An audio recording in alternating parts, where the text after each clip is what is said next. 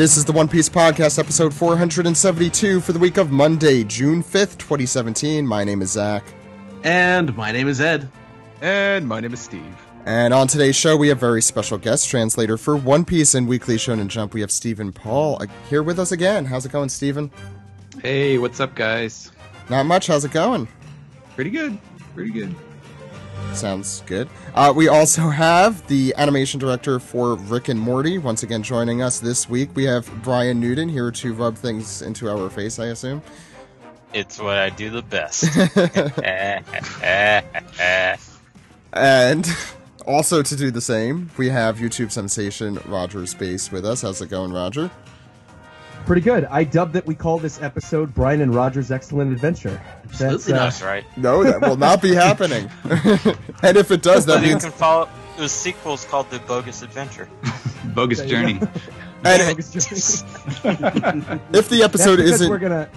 Go ahead. That's because we're going to predict that Kaido actually shows up in the next chapter, and we'll be totally wrong. So... Then we go to One Piece hell. Exactly. If this episode is indeed called that means we came up with no better episode titles, which would be incredibly sad. We also have with us Twitter sensation Casey, also known as Minovsky Article, is with us. How's it going, Casey? Hey, everybody. I really have to pass my history exam or my dad's going to send me to military school. Oh, bummer. Oh, yeah, that's a deep cut. I don't get it, I'll be honest. It's from the movies. It's another Bill and Ted. Oh, okay. It's been a very long time since I've seen this. Anyway, we have a really good episode for you guys. We have an anime recap of the latest Whole Cake Island episode, which I believe canon includes Sanji with a lollipop this week. We also have chapter 867, Happy Birthday. Is it anyone's birthday here this week? No? Probably not? No, I didn't think so. Not yet. I should have brought someone on whose birthday it was this week. Anyway, happy birthday. It's my niece's birthday this weekend. She's 2. Oh, happy birthday to your niece, Ed. So we'll be going through that chapter. I'm sure that will be a very interesting discussion. We also have some piece together for you guys. We mentioned this last week. It was our 8th anniversary on May 31st, and apparently it is the Twitter anniversary, as we celebrated with all amazing comments and praise from all you guys out there. And art. There was tons of cool art from you guys as well on Twitter, so thank you all so much. There was one person who did the color spread whose name I should have in front of me, but I'll mention it during the Piece Together segment because I do not have it. Super Force Sooth? Oh, thank you for saving me there, Ed. Which I assume... I could be wrong. I mean, I could just be making that up. No, I think that's it. That's correct. Yeah, I believe you're correct. Thank you for that, Ed. So please check out his artwork as well. We'll repost that maybe on the description for this episode as well. But thank you all so much for all your praise and everything from you guys. And if you want to check out some of that Twitter anniversary, go to twitter.com/OnePiecePodcast or follow us there if you do not at the moment. We'll probably do something a little bit cooler for our 9th and definitely our 10th anniversary coming up. So thanks so much for again, everyone out there for your comments. I also want to mention that One Piece, again, did extraordinarily well in the first half of 2017. The Oricon rankings came out for that. And One Piece crushed the competition as usual, selling just about 6 million copies in the first half of 2017, beating Attack on Titan, which sold about 4 million copies, and that is with the anime coming back as well, so that's pretty big, in my opinion, at least. Volume 84 topped the volume list, and 85 was close behind. And volume 83 was ranked 27th as well. So you could check more out about just what the competition looked like at OnePiecePodcast.com. Anything else you guys want to mention before we start the show? All good? Sounds like we're good. I was going to bring up the Luffy not coming to ARMS thing that you guys tweeted about, because I made a video about it. It just seems very odd to me that the producer would go out of his way to say that Luffy's not going to be put in that game. When I think Luffy costs too much money. I'm sure that's what it is. Here's the thing, though, is Nisekoi was in Super Mario Maker, Squid Girl was in Splatoon, and he said, like Luffy and the ARMS characters exist in a different world, but it has since been confirmed that Namco Bandai helped with development of ARMS, and Namco Bandai owns the licensing rights to the One Piece video games. So if ever one of these partnerships was going to make sense, this is the one. So I honestly think that the reason he didn't say that, or why he said that Luffy wasn't going to be in arms, was due to the fact that Luffy's probably going to be in arms. Wait, hold on. Is Nisekoi the name of the character? I just thought that was the name of the comic. No, that would kill our joke entirely. Which kind of that joke was already killed when Nisekoi ended. So that's fair. I think there's been a Nisekoi sequel. Same when Toriko got.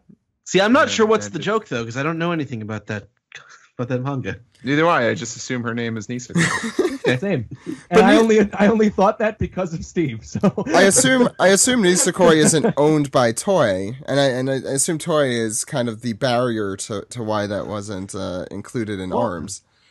I don't know, because Nisekoi is a Jump property, and Toei. No, Naruto was a Jump property, and that was owned by Studio Pierrot, or is that Bleach I'm thinking of? Yeah, like Namco Bandai. They both were. Yeah. All the V Jump games are made by Namco, so yeah, that's the curious part about it. But I'm sure. I mean, I would bet that Toei was involved in with their reputation. I think I would say they would be some hindrance to getting that involved. If I had to guess, who knows? Or maybe it was just too expensive to just add that one character in. I don't know. If you want to complain about that, though, we have tons of social media. You could do that, or at Rogers Base on Twitter. I've got a meeting legit with a bunch of Nintendo employees next week at E3. So here's your chance. And I'm going to bring it up. I guarantee it. Okay, go for it, Roger. Thank you for representing. Anyway, I think we're ready to get on with the show. You guys ready? All right. Mm-hmm.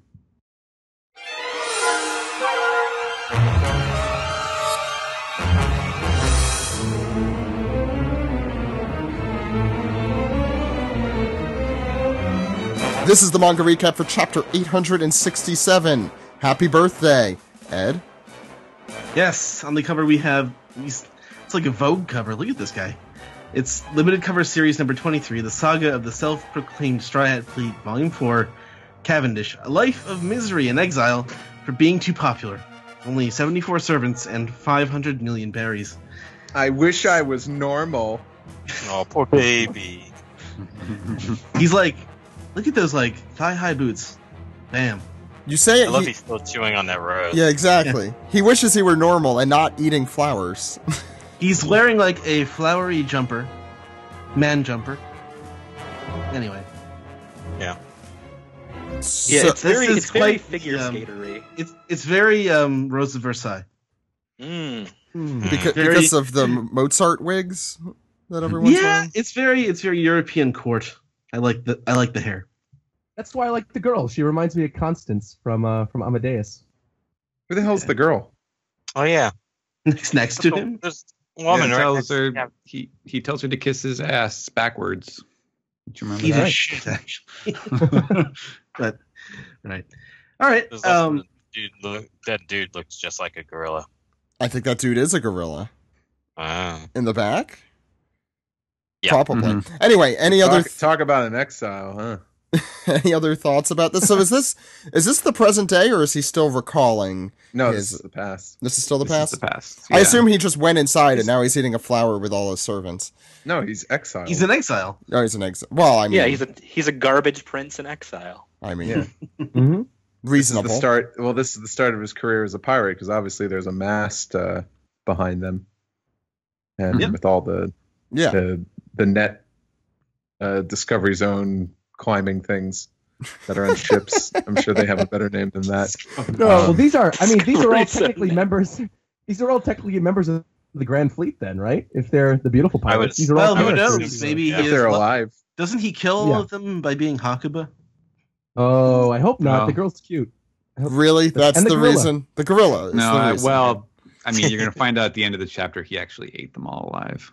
No, I really want the gorilla. Oh, wait I was going to say. See, now I know that's not going to happen that you said that.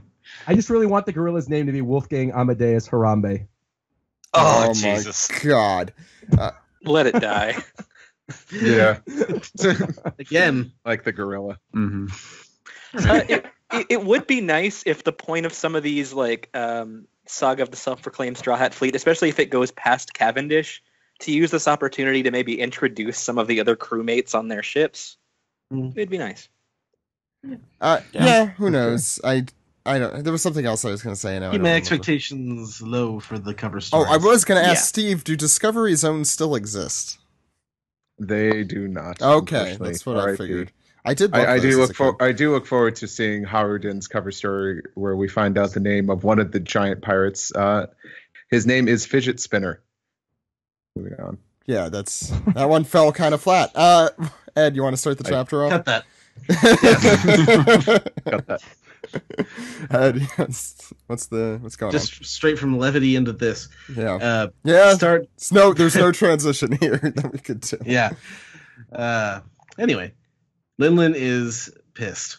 Her eyes are all whited out, like in the intense, like the black border of it, because it's the flashback makes it look even more intense. She smashes the sword with like no effort whatsoever. She's just sort of standing there, breaks it in half, and it's just the action panel here is really cool. She like grabs as he's falling down. She grabs his hair and does like a judo throw as Mother Carmel's like, "Stop that, Linlin!" And she's like, "Give me some law." I'm doing like the motions with my hands like King Kong. You can't see that because it's an audio podcast. What? So she slams him directly into the ground. It's brutal. I love I love the action in this page. It's very dynamic. I like it. You got beard slammed. Yeah. Good. That's a technical term. Yeah. That's what he gets for having such a long beard. Yeah. And she smashes his helmet spikes, which remind me a lot of Kaido's men. I wonder if there's a connection. Mm-hmm. Yeah. It's like they warned Troy Polamalu all those years about his hair, and this is what happens. You gotta be careful. Easier to grab onto. Most of the people on the show don't know who that is. Linlin will snatch you bald on the face. That's like every female wrestler's character these days. Yep. Snatch you bald. Yeah. So we will we'll change pages here, and the Beardfall is down for the count. He looks pretty knocked out there, spitting up blood, and everyone is shocked. The Giants they just saw one of their chiefs get totally knocked out cold, and they're shouting for him as the town burns in the background, and Linlin's rage just continues. Samla! And not Selma, Semla. Can't you hear me yell? And Carmel is rushing up to try to help. She asks this giantess here, can you make some semla? And she says that there are some in storage for the Solstice Festival. And so presumably they're going to rush and get those to calm her down. And in the meanwhile, the Giants are trying to hold Linlin down just long enough to diffuse the situation. And meanwhile, Mother Carmel is walking up to the fire to the shock of the kids from the House of Lambs who are asking, "What are you doing? No, it's dangerous." And she all of a sudden she kind of summons up a little lava lamp, a liquid thing from the palm of her hand. Which is a little effect I think we may have seen before, and she says Geburtstag and throws it out into the flames, and everyone is shocked by this. Geburtstag means birthday in German, and so this is as everyone just kind of is trying to grapple with what the heck is happening right now. She says, "I shall give you a voice," and then there's a huge face in the fire here, like kind of Ten Commandments style, and she is commanding the fire to heed her, and we go on to the next page. I love that panel. I love that face in the fire. Yeah. It's beautiful. Mm-hmm. The creepy, cartoony face. We go on to the next page, and the children are saying, "There's a face in the fire," and no, it's not Photoshop. It is a face. It's like the Weekly World News. They always find pictures of demons and fires. Yep.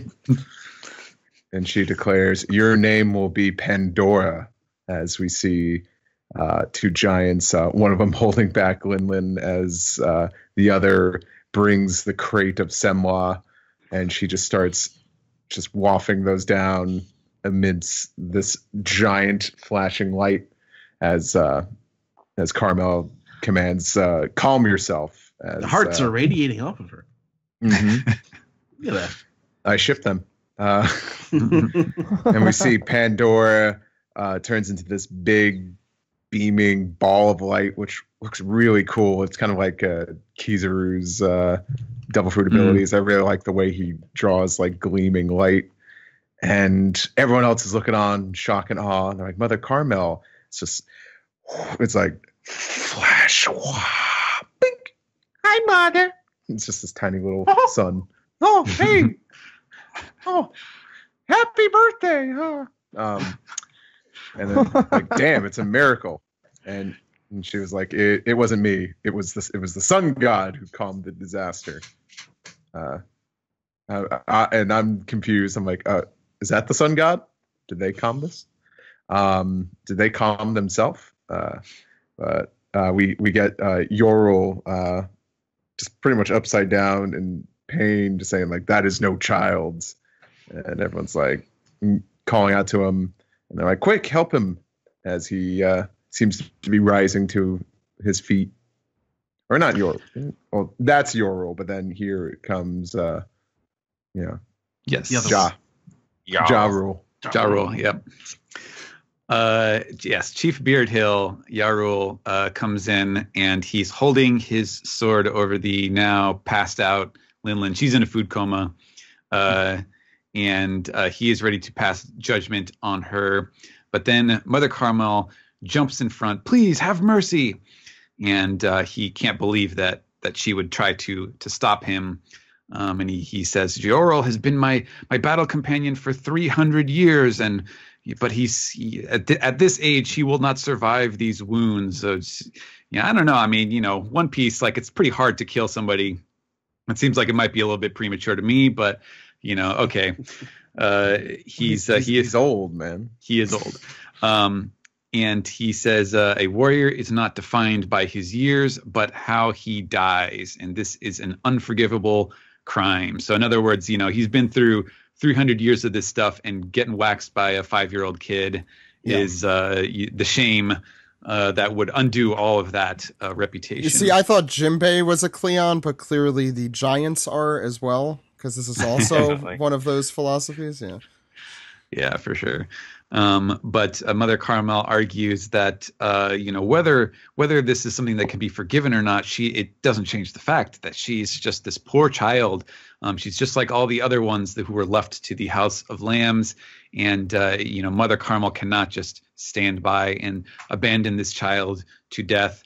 She says, "I will take her and leave this place," and that everyone is shocked by this. Hyrodin, meanwhile, who seems to be like just a little hardliner in the making, is like, no, you have to kill her. You must kill her. What will become of the pride of Elbaf? And they're trying to get him under control here, as he's just scrappy do. Oh yeah, just waving his sword around. And let me at him. Let me at him. And apparently, this argument works on Yarrow, who says, then take her away and be gone from my sight. And he turns apparently to mourn his bro.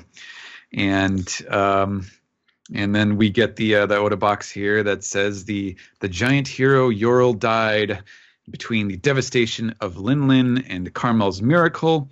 The events of that fateful day spread far and wide through the few settlements of giants around the world. And Linlin, when she wakes up later, she's like, what happened? He's dead.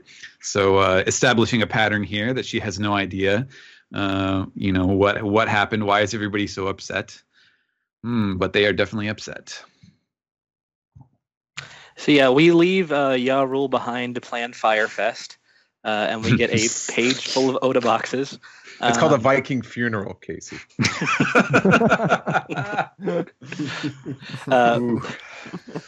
With the House of Lamb's children who couldn't stand to be separated from her, and the giant's new sworn enemy, Charlotte Linlin, in tow, Mother Carmel left the shores of Albaf. They started their lives over at a new House of Lambs, and we get a lot of bubbles. It's not really clear who's talking. How's this? That's wonderful. I'll be honest, I never want to see Lin Lin again. But you're a holy mother to us too, Carmel. Anything you need, you just say the word. Thank you. Okay, so they've built this really nice home for the orphans. The giants have helped. Carmel's smile grew even warmer after that as she strived to set the children at ease, and we get this nice portrait of her smoking her cigarette happily. Within just a few days, things were just as they used to be. We get a little shot of Lin Lin chasing the other terrified children. Hey, wait up. She's going to kill us. This isn't fun at all. This isn't play. She's actually going to murder us. Yeah. Does anybody know what foreshadowing is? And the House of Lambs rocked with the laughter of children again. To the rest of the world, the House of Lambs was a place where the pious mother would miraculously reform problem children until they were ready for a good home. And then we cut to a clandestine meeting with a world government flag.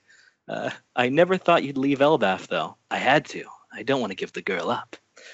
And so we cut to Mother Carmel lighting her cigarette with Pandora, which is a really cool little effect. Just consider it. At 5 years old, she had the talent to lay a village of Elbaf half to waste. But this asking price, surely it's not beyond your means. And we cut to somebody I'm assuming is a CP0 operative in an iron mask. As a sailor, she could be an admiral, even a fleet admiral. And Cypher Pole, she'd be the greatest shield the celestial dragons could ever want. I've been in the kid-selling business for 50 years, and she's the finest product I've ever had. Wow. Remember, after the Navy, I arranged that little stunt 37 years ago. I took root in Elbaf and produced the first ever giant recruit for the Navy, Jun Giant, and that was all thanks to me. I run the House of Lambs nice and tidy, and little do the kids know, every other year I sell the liveliest orphans to the government. Orphans make good spies, right? No family history, no strings attached. All right, I'll get you your money now. So, we find out there's much, much more to Mother Carmel and the House of Lambs than met the eye. Casey makes a very creepy, I guess, orphan dealer. Roger, why aren't you finish the reveal on the next page, and then we could just talk a little bit about the previous. This is the good shit. I'll try to continue on the trend. I don't think it'll be as good as Casey's, though. Okay. Mother Carmel says, "Of course you will. It ain't easy playing a holy mother." And we see an Oda box, orphan seller Mother Carmel, codename Mountain Hag. And Carmel states, "I'm getting out of the biz after this one. It's my last big score, and you're gonna pay up." It feels so Western. So what songs did we sing today? So it cuts to a little bit of a flashback, or not a flashback. It goes. We're still in flashback. It goes to back to the House of Lambs, and it's a little celebration. Everybody's singing Bink Sake, and they're going, "Really? That's a pirate song." That's right. We're going to be pirates someday. So all the little children are singing about how one day they're going to be pirates. And again, these children don't know foreshadowing. And she responds in her head, "Not after I sell you to the government." So she's. When was the last time Oda did a joke like that? Like, I don't know. It's been a while. Like doing like an aside to the audience, just as a thought bubble. That's interesting. He doesn't do that very often. You'll be very dead. I imagine Mother Carmel having a mirror monologue, kind of like House of Cards. Where it's like, you think I forgot about you? Yeah, that's exactly. Don't think I did. Yeah. Ed, it's actually exactly the jokes we constantly make on this show. So it's a little weird. Again, he's beating us to the punch with, what was it? He had the person with the ridiculous name. The homies. Would have been something we would have made up, and now he's doing an aside, which is something we do. Come on, Oda, don't trample over our stuff here. Go ahead, we continue to see some scenes of the children all running around and playing with Lin Lin. Looks like in one scene they're cooking something, or that kid's putting glue inside of a witch's brew. I honestly have no idea what's going on there. And there's another great little shot of all the children sleeping, and then Mother Carmel just looking on with an evil grin. And finally, you see the one little kid with the puff on his head who looks like a baby Dufeld. He says, "Ready, set," and pulls down the curtain. "Happy birthday, Lin Lin!" And we see a giant birthday cake made entirely out of So it's a croquembouche, if you will, which is awesome that they reference this, considering how early in the arc they had her go on her little croquembouche rampage. So Lin looks at the cake and she's crying and she's drooling and she's like, wow, thank you, everybody. We know how much you love Semla, Lin. So let's have a tea party. A tea party? Yeah, we made a croquembouche out of them. Well, and Lin responds, I hope it tastes good. That's called a croquembouche? It looks yummy. And all the kids are going, eat up. Come on. Eat, Lin. They really don't know foreshadowing. They really. Someone should have taken them. 6th birthday. Come on. So you're saying it's the kid's fault, Zach? It always is the kid's fault, Roger. Brian. Yeah, this is Happy Birth Lin Day. Yeah. So actually, we didn't actually go back and talk about. I meant to do that. Do you want to do that at the end, or you want to do that right now? Well, there was something that I wanted to talk about. I mean, I don't know if so we skipped over. No one mentioned, at least in this recording, Navy and I. The character who is referenced, a little side plot reference to the first giant recruit who she had for the Navy that Mother Carmel arranged for them, and it's Jun Giant. And I think there were some people who were confused by this because there is a character that we know, at least people who are kind of dedicated fans of One Piece would know the name John Giant, who has appeared. He featured in Marineford and had done cameos before that point. But this is Jun Giant, and honestly, like I'm like on a razor's edge where 50-50 either way, that this could either be a mistake, it's a typo, or it is an actual different person or a different name at least. Well, I mean, we have Yorl and Jarl, so it would make sense to have June and John. Well, sure. Okay. Yeah. So there's lots of evidence that supports both sides. And that's why this is so confusing, because so on the typo and, the idea that this is a mistake, Oda, like, if you've seen those reproductions of like, the page, the draft version of the page when he's doing it, like he just writes the dialogue in with a pencil on the thing, and then that gets erased and they put in the text digitally. Nowadays they used to print it out and then paste it back like in the 80s and 90s and stuff, but that's all done digitally now, and I don't know who actually does that, if it's someone on Oda's staff specifically, or if it's the editor himself or someone at Shueisha, some intern who has to do that kind of stuff. But I could very easily see like, oh, Oda just wrote it real sloppy, and someone who recognized it would have been like, oh, that's John Giant. But then that person didn't realize that, oh, it looks like it says Jun Giant or something. Well, ideally, wouldn't Oda also get like a proofread before it goes out? You would think so, but I mean, there have been weird things like that too. Like there was the whole thing with it was like the Kogetsu clan became the Kozuki clan in the next chapter. Right. And things like that, where it's like there's a suspicion that maybe some of this stuff can slip through, and we'll know for sure once it's in tankobon form in the volume. If it's changed back to John, it could be, but it's as it is. It says June, and it could be a family member, it could be a brother or a partner kind of thing, like we've seen with the Giants. They do seem to pair up a lot. Or it could be a mistake that Oda, he gets a SPS question about it, and then he's like, oh well, actually they're like quintuplets. There's Jun and John and Jin and Joey, and like all these, he can make a joke out of it. Like we have no idea where he will take it. So it's really weird, but it's kind of an auspicious place to have a typo. Is kind of how I feel about it. Right. And it's so close. It's like it's the exact sort of thing that he would do to like, oh, well, it's a, family member. So of course their name sounds almost the same. He patterns it or whatever. I don't find it too jarring. I mean, John Jacob Jingleheimer Schmidt. True. His name. And how many Giants have the surname Giant, really? Yeah, I don't know. And if you look on Twitter, if you like search the katakana, basically all the people talking about it in Japan are going like, is that a typo? Like, didn't they mean John Giant? So, everyone is kind of wondering this equally. I'll say the surname Giant works perfectly for an orphan who does not know about his parents and who is randomly maybe named by a person who adopts him, like Mother Carmel. So it's like, I'm going to call like you John Giant? I don't know. Maybe Giant is just an orphan name, like Crow in Game of Thrones. Not Crow. No, my bad, not Crow. No. Snow. You know nothing about Jon Snow. Good try there. Wait, we have more pages to go, don't we? So we're not done with this. Brian, second to last page. Let's not try and stall this any longer. All right. So I'm trying to do my Ed Oda box voice. One day, Mother Caramel simply vanished. And the kids... Okay, let's just stop you there, Mother Carmel. It's Carmel. Sorry, Carmel. Damn it. You're not Shaq. Get out of here. It's all right. It's Caramel. The kids in the background go, Big Linlin goes, yay, down the hatch. And then she's like, I'll put some tea on. I think that's Mother Caramel, maybe. And then it's one of the children's like, look at her eat. Eat up, Linlin.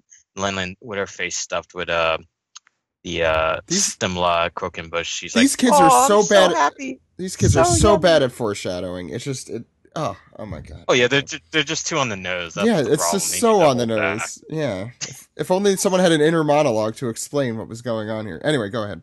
Yeah, if only kids were smarter. Stupid kids. Stupid kids. And then the Oda boxes continue through the page. And it happened on the very best birthday that Linlin ever had.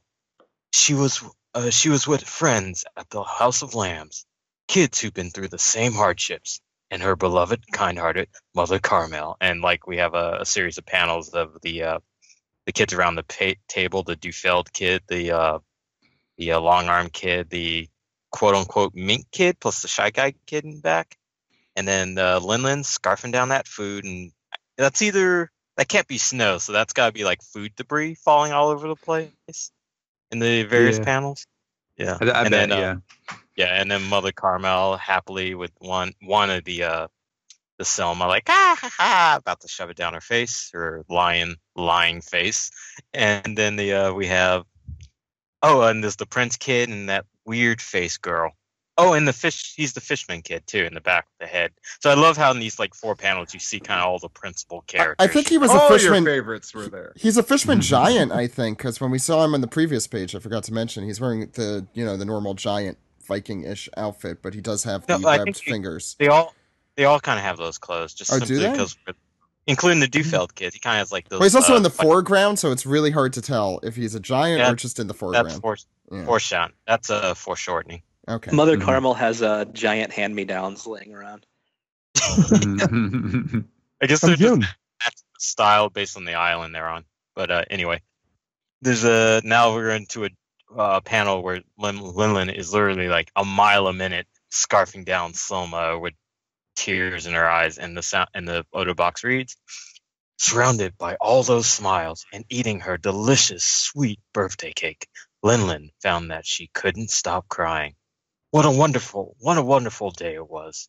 She couldn't even see through her tears. And giant, like, yummy emanates from the island. Why?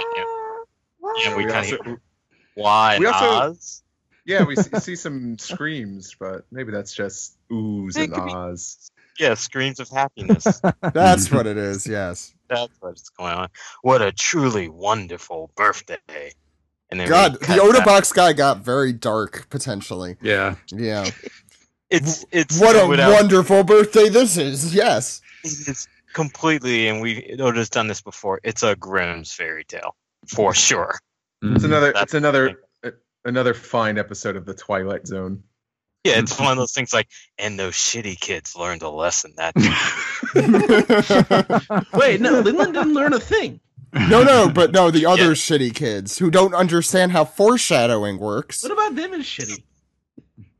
The fact that they don't know literary devices. They're ugly. That's all it is. They're ugly, and ugly children, they're just not as cool as pretty little children. All right. To be fair, they're all they're all vicious orphans. They established that in the last chapter. Yeah. Anyway, But, what happens? Yeah, what happens next, Brian? So Lin finishes eating. She's like, that was so good. I was eating so much. I couldn't eat. I even chewed on the table a bit. I can't burp. Sorry. Wait, you work for Rick and Morty and you can't burp on command. My great Zach, fan. that's like going up to the person taking your ticket at an arena for like sports and be like, "What? What do you mean you can't shoot a 3?" Yeah. So she's finished eating. She's like, "Thank you guys so much. I'll never forget this day for the rest of my." And then we cut reverse side to the House of Lambs, and the table's mostly gone, and nobody's around. Just like some scraps of the food and scraps of other things, which appear to be clothing. She goes, "Guys, Mother," and then Odabox continued. "One day, Mother Carmel simply vanished," and we see a shot of where did they go with what's left of Mother Carmel's clothing, which pisses me off because so many people, at least it feels like half the people, did not get what went down here. And even though you can see her tattered clothing, we'll talk about it. We'll talk about it. Hold it back for just a few more seconds, Brian. We go to the next page as we leave that really evil Oda box behind, and we see Big Mom, as she will be, Lin, looking around, still saying, "Huh? What? Where are you?" And she's going around trying to find guys. Are you in the house? Are you in the box? Are you with a fox? Are you no? Okay, and looking everywhere around the whatever village this is, getting really scared, saying, "Don't leave me alone. Where are you?" And tears coming from her eyes, and not her mouth as much, actually, for the first time. And now screaming into the distance as the sun sets, "Where are you? Hey, Mother! Why did you just vanish?" Which is what started out this flashback 2 chapters ago. And we cut back to the cracked Mother Carmel photo as Big Mom in the present day is still screaming her conqueror kind of hockey scream, as we cut to Luffy, who is in not enjoying what's going on, and Big Mom in a big panel on the bottom of this page saying, "Where did you go, Mother?" And by saying, I mean screaming at the top of her lungs, hysterically crying. And to be continued next week. And that is this week's chapter. Let us start with Brian. I feel like you have Let's just start with this. Yes, she Steve. ate them. Yes. She freaking ate them. There's no... I think we could all agree there's no gray area there. The only reason that there's... She has her power. Like, is that how that works? Can you eat a person? Well, it just confirmed that. This is the first time. No, this kind of follows the methodology. It might not be that she ate what her. What about Blackbeard, though? No, I was thinking about Blackbeard. She might not have ate her. Whitebeard's toes, man. Yeah, that's what I kind of suggested last week, jokingly, when Roger suggested that Mother Carmel might have the soul fruit, which got confirmed this chapter. Look, so we have a glutton on an island alone. We know how devil fruits tend to work, and at death they pass to the nearest fruit, is what we've seen with the Smiley back in Punk Hazard. So it's possible. But it also wouldn't stand the reason that if you could potentially consume the host of a devil's fruit, you just get that power by default. That's possible, or from anyone else. Or she just ate the nearest fruit at some point and got the power. I think either way is possible. I genuinely think she ate her, and even no, I think she ate her, but it could be both. Well, I think she ate her to get the power, though. That's exactly why we brought that up last week. Is I think with her, back when we first saw Big Mom, like in the Fishman Island, the little Fishman Island bit, it seemed like she was a cannibal, and then we all sort of presumed that it was because she was eating these homies, and now it does kind of seem like in her crazed state she's capable of really doing anything. She doesn't really know what she's doing. She's overtaken by this illness thing. And so she ate Mother Carmel. And I honestly think that, if it's already inside of your body, that it doesn't need to go to a different devil fruit. The devil fruit already has a new host. It's whoever ate the person. Yeah, and Lin was young enough where she probably didn't even understand where she got this power from. That was the first time the kids even saw Mother Carmel use that ability. And she was not conscious when she used it, so she probably never found out that that's whose it was. Also, I want to point out real quick that the island that they're on, when they all get consumed. Yeah, in I have. cannibal. Yeah. I'm pretty sure that's what will become Whole Cake Island, because the hills are exactly the same hills during a Lin Big Mom's song that she had during the tea party. But the hills don't have eyes. Yeah. Because she hasn't used her soul power yet. Once she uses her soul power, she'll make those hills have eyes. No, I know. I'm just being facetious about it. I know. Yeah. Oh my god! I'm kind of eating them. You You wonder wonder if- eat me. You wonder if Oh she's my even left God. the island since then. Probably not until she's I don't older. think so. I like the idea that she hasn't. It's like she's a character in Lost. Well, I also like the idea that she hasn't, because she might presume that one day Mother Carmel might come back. Ooh, I yeah, like that a lot. I do too. Yeah, This is the tragedies. it really goes to what Ed was saying at the very beginning of the arc. Even Big Mom has built her own kingdom basically, and she's settled there, and she's not moving from there. And I really like the idea that she somehow became this huge pirate, but never left this island. I think that would be a really crazy thing to think about.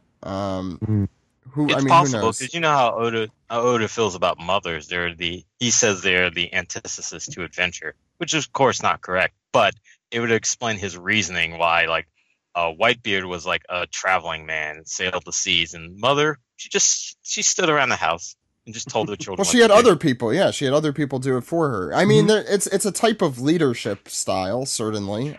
It's backwards chess. But it would also go, yes, exactly, it's backwards stuff.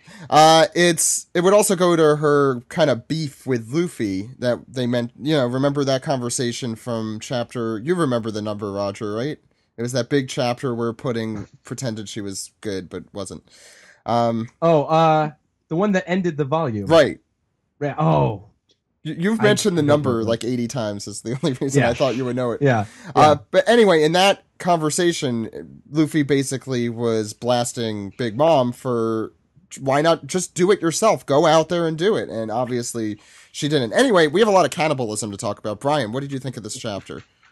Love the chapter, not just because I predicted it, because Oda and I are simpatico as far as like sensibilities and story structure, but the implications, like, for example, I did not suspect that all the children would be eaten. That's fantastic, because that's so dark, and again, Grimm's fairy tale.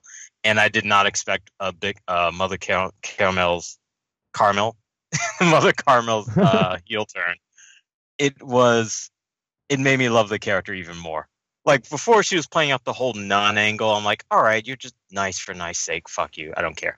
But the fact that she is always in it just to, like, graft these kids and manipulate them and use them, which also explains what we were talking about last week with Mother Carmel being shitty for letting Lin, like, she basically forgave all her, like, bad behavior and say, oh, no, she doesn't understand. Forgive her. Now we understand she was basically turning her into a monster. And just like with Frankenstein's monster, that turns on you at one point. I don't know. I don't know. Charlotte had a bunch of problems before Mother Carmel got true, there. but like a proper educator, a proper guide would say, "Hey, don't do that. See the world this way." Instead, she was like, "No, that's fine. Go ahead. You can try to rip their arms off. It's okay." We could do a play, Mother Carmel, Miracle Wrecker. Yeah, but also, I think I've heard other people point this out for sure, that the scam she pulled on the Marines, or at least all the people, when she made the light appear during her the Giant's execution, it might have also been using her soul power. That, like, with the sun, like, all the Giants thought that was the sun god, which is yeah, it's great. Roger? Total agreement. I mean, yeah, me and Brian called this last week, so I am shocked that Steven was able to keep a straight face throughout the entire time we talked about that during last week's episode. I was like, when I read this chapter, I was like, I know, but as I read the chapter, I even said my reaction. I was like, what? How did he not react at all when me and Brian said this? Like, I try not to think about it, because otherwise it's just like, man. Yeah. Yeah, he was being too quiet. I was like, we might be on to something. Yeah. To be fair, he's often quiet. Go ahead.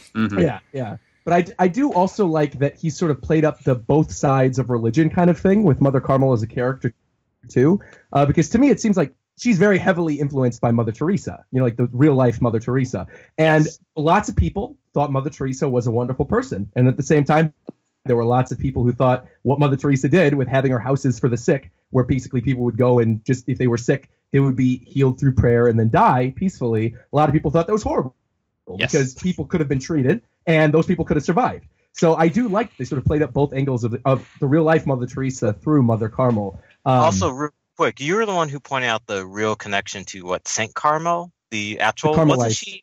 Yeah, wasn't she also connected to a mountain something? Hence the mountain. Yeah, there's actually a church right near me called Mount Carmel, which now I notice every time I pass it. And Mount so Carmel is a really famous school too in Chicago as well. So because it's right next to where I went to college, UIC, and that's also where Al Capone is buried. He's buried at Mount Carmel Cemetery. Oh yeah, we mentioned that too. Kind of interesting. Yeah. So we're coming. I think more than anything, I'm shocked the flashback is over already. I'm shocked. I'm beyond thoroughly shocked, expected this to be I thought it might be kind of short, but I did not expect 2 chapters. And the fact that we're already back into this already, I'm stoked. I'm really stoked. Roger, this is a good arc. So I have a crackpot theory, and I feel like you'd be a good person to bounce off of this crackpot theory. So we said at the beginning of the arc I think Alex said, watch out if there's anything weird about this flashback because it might have been tampered with by Pudding. Now, I think we all know what's happening in that gap that we talked about earlier, that she ate them. You know, I'm torn between whether it was a literary device to be like not actually showing that and, you know, leaving it to the reader to fill in the blank. That's the brilliance of it, isn't Or it? or that it was Pudding that took it out, and she actually does not know because Pudding, you know, took that part out of her memory because she wasn't. Yeah, go ahead. I like where you're going with this because I kind of had the same idea, but what I'm thinking is Big Mom never really is aware of what she's doing when she's in those crazy, where she's like but hungry she and wasn't hunger illness thing. But she wasn't in one of those. She she didn't have her hunger pang at the time. She was just happy and eating. Well, she's crazy. Yeah, but I mean, it's beyond that. It's the same as But what I'm thinking is, if anything, because she isn't really conscious of what happened, but she was still sort of in that environment when it happened, I'm thinking maybe Pudding at some point during this whole final confrontation pulls out that memory and then shows Big Mom what truly happened. Ooh. And then Big Mom sees it and realizes, oh my God, I ate Mother Carmel. She's never coming back for me. I ate all my friends. What did I do? And that sort of is the thing that breaks Big Mom. Not necessarily that like the memory was taken out. I think it still could be taken out, and then she shows her what she really did. Steven.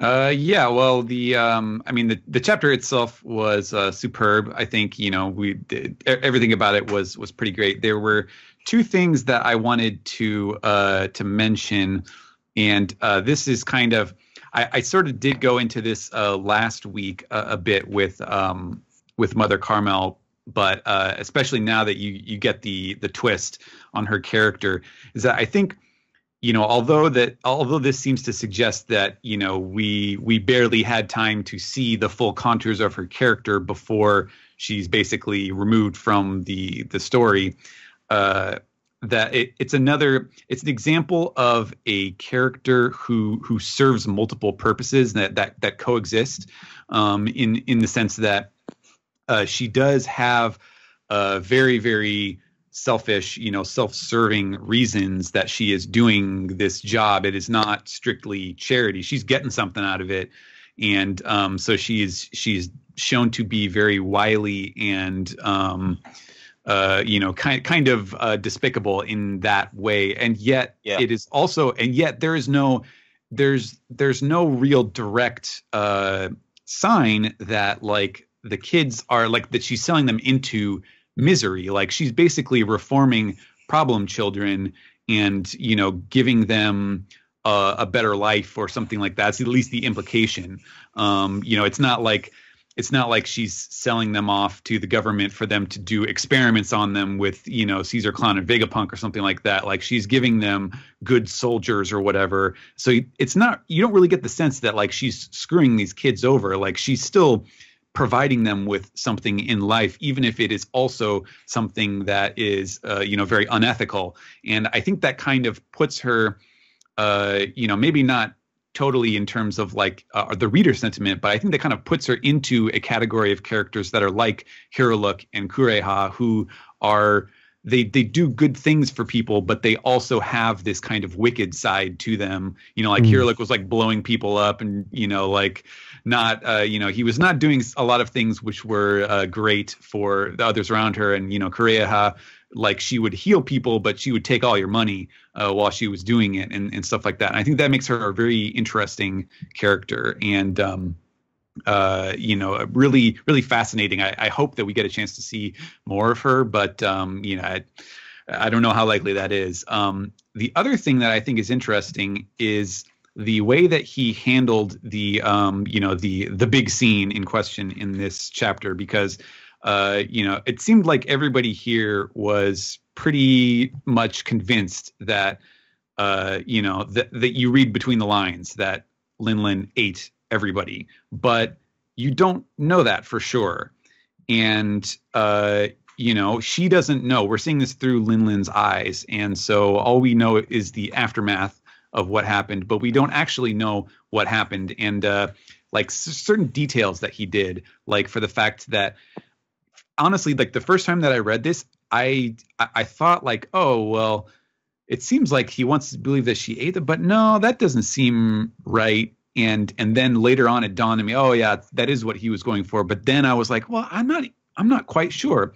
And some of the stuff is like, you see all this, wreckage, all the bites on the table and the scraps of cloth and stuff, but he didn't draw a lot of, like blood and really like sort of traumatizing details. And there could be multiple reasons for that. Like, when he did the flashback with Zeph and Sanji, when Zeph ate his leg, he didn't really get into like the nitty gritty of that. So it could be like, some kind of unwritten line that Oda doesn't really want to cross in terms of how gruesome he wants to depict these things. Or it could be that like, well, maybe there's a different answer. And yeah, she ate the table and something happened that caused all these people to go. What if what if CP0 had something to do with this? What if somebody came by while she was in her eating trance and all this stuff happened, and then by the time she snaps out of it, they're gone, and maybe she didn't eat them. It still doesn't explain how she got the soul powers, but she could, there could have been some confrontation where Mother Carmel died, and if there was a fruit on the table, then that would solve the question anyways, but you don't see it. And so I think that was a really brilliant kind of balancing act that Oda did with this, where you could, there's still room for more twists, I think, in this depiction, and that was really cool. Casey? Just for starters, this really is a very excellent chapter, and it's been an excellent flashback. I've said on Twitter a couple times that for me, Whole Cake Island is the first time I've really been excited to be in the new world, and this is a trend that this flashback continued very much. Something I was worried about going into the flashback, and we discussed this at length on many other episodes, was the fear that somehow, some way, Oda was going to try to humanize or make us sympathize with Big Mom too much that we couldn't view her in any villainous way. And I feel like, certainly he's cast her in a more sympathetic light despite all of the, orphan cannibalism that is implied. But at the same time, like, a misunderstood monster is a great literary device. A monster a monster that doesn't even understand that it's a monster is an even better one. Yeah, totally. I really liked the portrayal. The Grimm's fairy tale references were used earlier, and yeah, it's very much like the non-sanitized German versions of these old stories, where like the original Red Riding Hood gets ripped apart and buried for later meals in chunks. Like it's just, and it's not the whole thing is what? Sorry. The whole thing is reverse Hansel and Gretel. The witch's house is made of candy. Thus, Big Mom is the witch made of candy. Or her house is made of candy. And she eats everybody. Witch made of candy. I like that. And yeah, it's, it was also asked earlier, well, if it's a Grimm's fairy tale, what's the moral supposed to be? And really, in the old Grimm's fairy tales, there weren't, like, the morals that we know weren't as in place. It was just, if you go out in the woods, awful things are going to happen to you. Period. This is 16th century Germany, and we're all going to die. So, I'm not really sure if there's meant to be a moral, but it's certainly very, very. It's grim like Grimm, and it also reminded me quite a bit of the fictional nameless monster folktale in Naoki Urasawa's Monster. I was going to say that too. Yep. Oh, yeah. About a monster that roams the land looking for a name and devours everybody it comes in contact with along Well, in the a way. way, she didn't just get a name; she got a power with this. Yeah. And just one. So in general, very, very well done. I don't really need there to be a convoluted reason, but I do echo the sentiments that Stephen expressed, which is that I really wish we could have seen a bit more of Mother Carmel's other side. I love the code name Mountain Hag. It makes her this very Baba Yaga-ish figure. Yeah. And yeah, just really good. I did have one thing that confused me a little bit. When she created the little sun Pandora, I thought that was going to be the birth of Prometheus. So A lot of people have thought that, and a lot of people have also commented on its size. I actually have a theory on that. I think the soul kind of pocus thing with the sun and the cloud is proportional to the user size. So I think if you compare Pandora's size to Mother Caramel versus Big Mom's size to Prometheus, it kind of matches up a little better. And obviously, you also can't pass part of devil fruit power to the next user. It would be. Especially because she uses part of her own soul to create Prometheus, Zeus, and Napoleon. That's been stated already that those are 3 special homies who are created using Big Mom's own soul. So yeah, if she's a bigger person, maybe they'd be bigger. But the other thing I was thinking with this is that maybe she didn't use that much of her soul to create the sun god. Maybe Mother Carmel, really knows how to use the soul power. The soul pocus part of the devil fruit, and just creates this small little sun god. Because why should she give up all this life? She might as well just put like 6 months in there and create this little baby sun god. That's fair. Steve. I really like the twist with Mother Carmel, because I think a lot of people go into this flashback. They're like, I don't want to sympathize with Big Mom. I don't want to sympathize with this new lady. I kind of like the twist. It was very untraditional One Piece, because we're used to the parent figure being, the very remarkable character of the flashback, inspirational, tragic, and it just turns out that she's just, she's a sleaze, and I actually really like that. It's kind of like it's like original Grimm's fairy tales, where it's like, no, it's not about a moral or there being some sort of optimism at the end. No, this is just one messed up story, but we still got to factor in the pudding thing. And I really hope that does come into play. I have this sinking feeling that Pudding's power was just for the sake of Reiju not knowing what she was up to, but I'll remain hopeful. I was surprised it was so short. I thought we were going to get another chapter out of this, but no, we're back in the present on the last 2 pages, so I was kind of caught off guard by that. But yeah, it was for what it's alluding to. It's pretty dark. It's something new for One Piece, and it hasn't really tarnished the tone of One Piece. It felt like it still felt like it was Oda's thing, and not like, oh, we got to put this in the edgy section now. That's very close to sounding bad, Steve. You gonna put it in the edgy section? Ed, what would you like to? What are your thoughts on this chapter? This chapter, man, it almost makes you feel sorry for Linlin. Like, she's a monster, and she didn't even really have a chance. Like, she was too much for anybody, and the only person who ended up caring about her was someone who sell her to the government for money. That's sad. Because she was a monster too. Basically, yeah. But yeah, I was surprised at how emotional I was about it, because, like, God, it just never had a chance. But like, and as you said, I'd forgotten that I had said that about, like, Big Mom, like, building this kingdom around herself. But it sounds like something I would say, Zach. Thank you for that. Yeah, this But other than that, I think you guys have pretty much said it. But I love that some of the art choices in this chapter are like astonishing to me. Like the panel where she creates like the sun god. It looks like something out of like a devotional like Christian art or something like that. Like it actually looks religious, and yeah, that was that's on point. And the face and the fire is very Ten Commandments. I think someone was saying. There's two other things artistically I want to point out. The ending of the flashback almost mirrors perfectly the beginning of the flashback with Big Mom left alone and crying, even though she wasn't crying initially, but she was left alone. And the heel turn of Big Mom when she goes from when they reveal the Odo box of her as a mountain hag to the following mini panel where she's smiling again at the children, asking what song they want to see. If I were to do that sequence, and I hope they do this in the anime, I hope they keep the exact same expression on her and do a one shot where the background changes, does a cross dissolve, and she just switches hand for a cigarette and changes expression. I love that. Because that's exactly how I would do that. It'd just be a fade for the background and just having cigarette in one hand, cigarette in the other hand.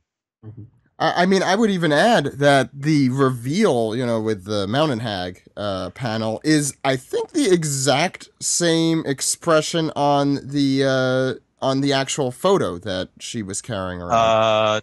Her smile is different, and that she may be holding the cigarette in the opposite hand, but it is practically the same. Carmel's facial expressions, like Oda's attention to detail in this chapter is on point. Like they can see the vacant look in Charlotte's eyes, and also how sneaky Mother Caramel is being just by looking at her face, and that was really well done. Yeah, I'll give my 2 cents on the chapter. I really loved it, and I was really taken off guard by all the turns. The first being about Carmel, and the second being that it ended in this chapter, and how it ended, of course. I mean, I would echo what everyone else said. I like kind of, it's a quasi, it doesn't really spoil anything specific, but for those watching the anime Attack on Titan, there was a recent, big reveal, and it was done in a very similar way as this. And it, for that series, I guess it fits that series a little more. I was shocked that it was done in kind of that way, just passing conversation, basically, in which the heel turn for Carmel was revealed. I love that in Attack on Titan, too, for example. It happened the exact same way in the comic as well. Yeah, and it's just very surprising for One Piece, but that's not bad. We want surprising. We want to be taken off guard. That's what we look for in this series. And the first chapter of this arc set up all of these tropes we see all the time in One Piece, the same kind of thing. When we talked about it before, the parental figure who's there and supports them and inspires them. And we kind of saw the things that inspired her that were good, that inspired Big Mom. And we also see the bad qualities in Mother Carmel and those around her. And I thought that was done very well. I think they did a good job with the heel turn, but it did shock the shit out of me. In both, I think in just a good way. And we talked about before, and I really love the Urasawa, connection with Charlotte Linlin. I do love the fact that you could sympathize with her situation, but at the same time, she's pretty disgusting.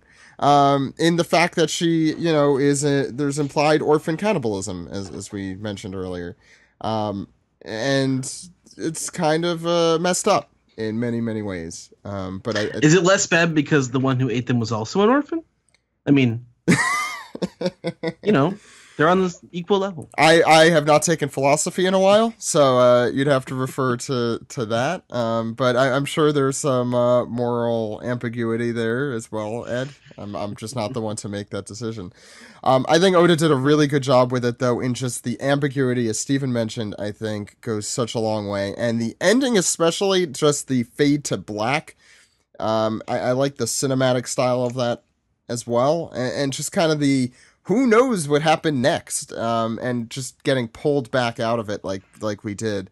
I thought were all really cool choices. I think the way that he did, especially with like the narration of the scene, it was kind of Godfather-esque, where it's like, okay, I'm going to depict, or at least make you think I'm depicting something really, really grisly, but then I will play it off with this very counterpoint, like, oh, what a wonderful day. Oh, it's just the greatest thing. Sort of like, you know, playing the classical music while people are getting hit, you know, whacked and stuff. So the baptism of the baby and everything. Yeah, for sure. How appropriate for Capone's big arc too, where he's about to whack Big Mom with the gas.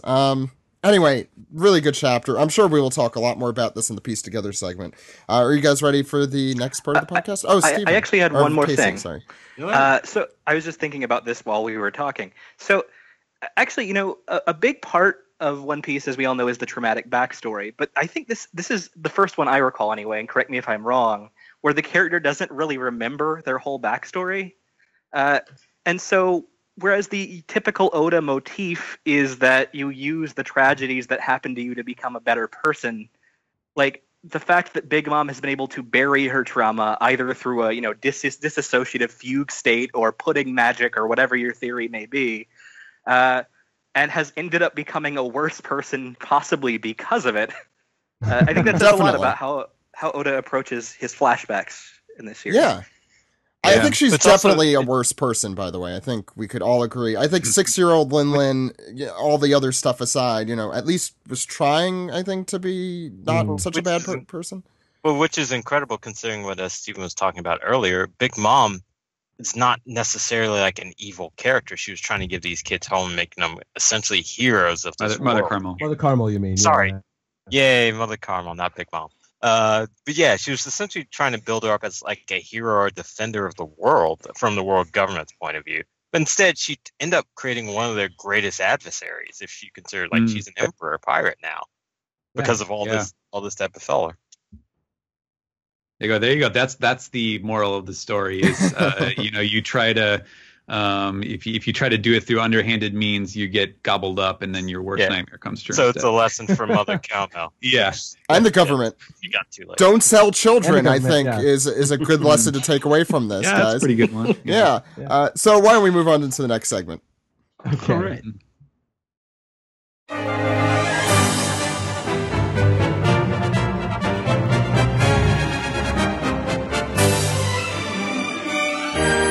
This is the anime recap for episode 791, A Mysterious Forest Full of Candies, Luffy vs. Luffy. I'm your host Sam, and today with me we have, as usual, we have Ed. A piece of candy. Yeah, candy. At least one piece of candy in this episode. This is actually this is like one of the biggest groups I've ever had on the anime recap. We've got Ed, we've got Jill, editorial writer for the site. Jill. Yeah, 2 weeks in a row. This is unprecedented. Woo! We have YouTube sensation Rogers Base. Feeling pretty good today, even though I don't know if I like the episode all that much. And we have animation director for Rick and Morty. We have Brian Newton. How's it going, Brian? Hey, delicious gummy Venus. Just for the staff credits this week, we have screenplay by Tomohiro Nakayama. Episode director and storyboard artist is Kentaro Fujita. Yeah, I had that right. And animation director is Yusuke Isochi. The title card begins at 6 minutes and 5 seconds, which is pretty normal right now. It's longer than usual. Yeah. A good one's like 5 minutes. So it begins as the crew is finally actually properly arriving on Whole Cake Island itself. They've been through Total Land so far, but now they are on Whole Cake Island. Luffy swears that he saw Sanji waiting for them on the cape where they were trying to anchor themselves, because that's where Pudding told him to go. As we go through the episode, apparently Luffy claims he saw Pudding too, although the audience have seen like just no evidence of that. But we've seen this mysterious Sanji figure. We don't know what that's about. They arrive on the island. Channel 3 opens up. You see the Shark Submerge 3, Frankie's little submarine thing he built for the Thousand Sunny, and Pedro, which he had like audio over, right, voice recording, which is great. Yeah. So I love the idea that Frankie was sitting there recording all those lines. There's just speakers that play every time one is just talked out. So yeah, Pedro and Brooke are taking the submarine. And they are basically trying to infiltrate the island from a different direction. Brooks says that infiltration is his specialty, which I guess I never really thought of it that way before. But he's got his little soul thing that pops out that you could use to sort of go through walls and all that. And it's actually kind of adorable to see Carrot get kind of creeped out. Like, it's not like an over the top kind of creep out. Like, she just tenses her shoulders up and kind of steps away. Like, no, please don't. Yeah, and we hear Frankie's voice coming out of the submarine, which that feels pretty weird on its own, because it's like Frankie shouldn't feel like he has much of a presence in this arc, but there he is. Mm-hmm. Yeah, and he's doing the robot voice too. Yeah.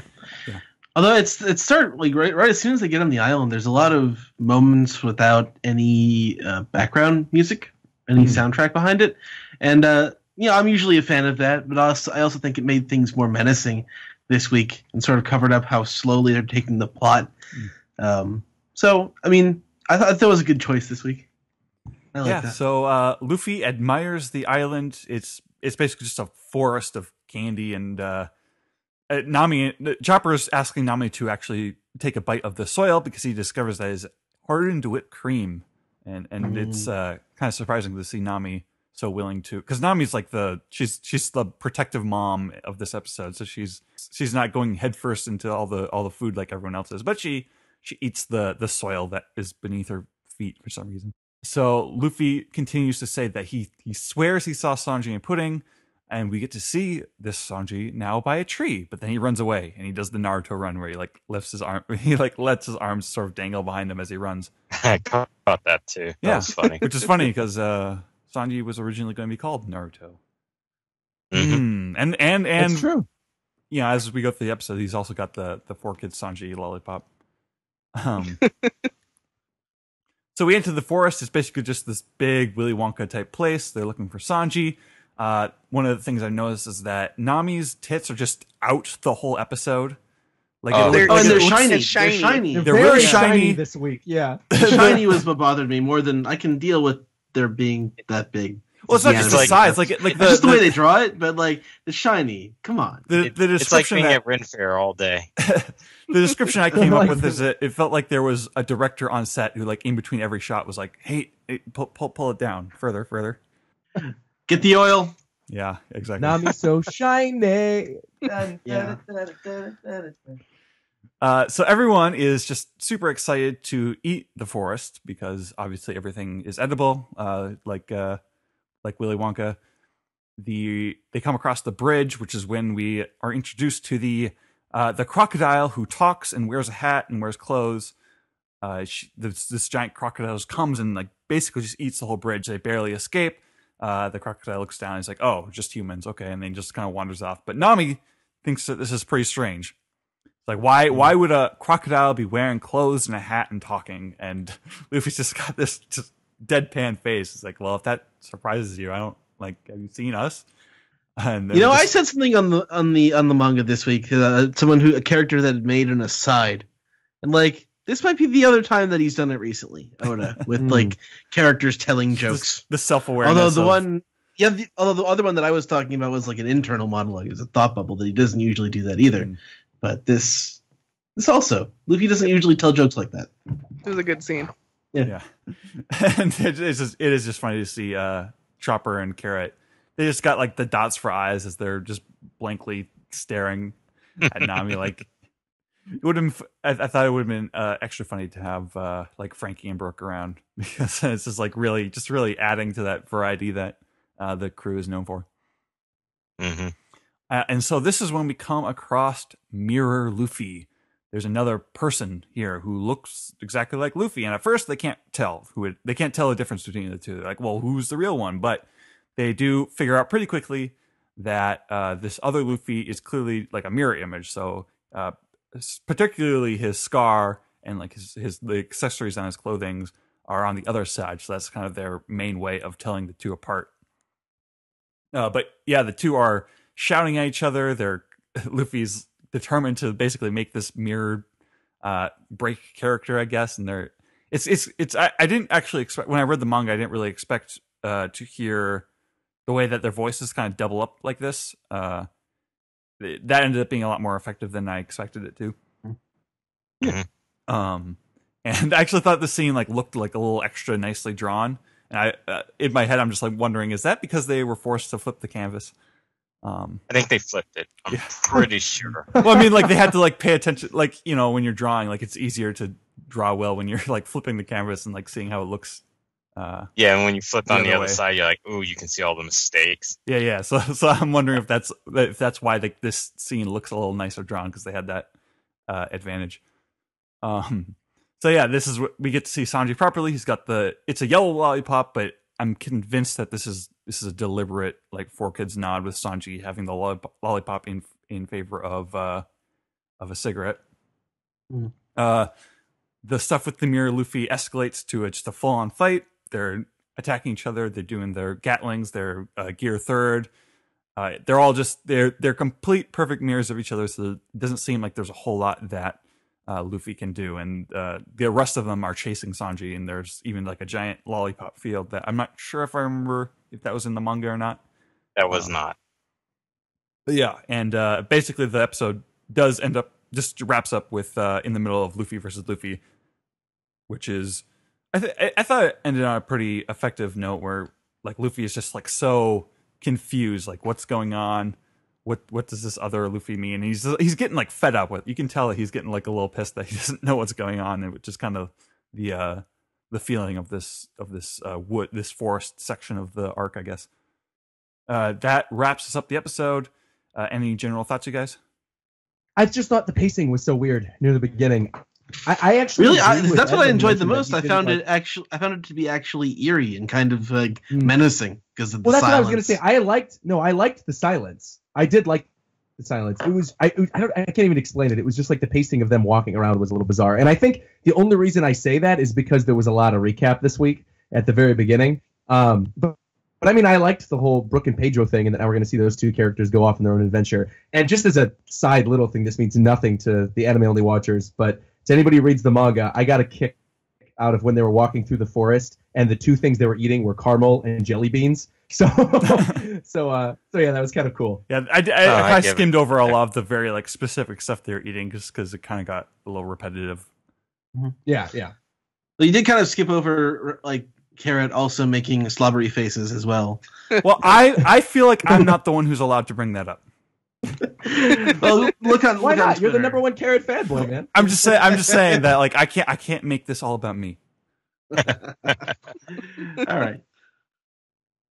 Yeah, I think like this is. I mean, I've been keeping up with the anime for sure, but having read this in the anime in the manga, and we only see the black and white version of this forest when they land on Whole Cake Island, it was really great to see how dynamic and like colorful and solid this world looks when it's finally colored and painted by like a team of background artists. Specifically the donut bridge. I thought that looked actually like a real giant donut bridge. I was getting this whole arc is going to make me terribly hungry. I can already tell.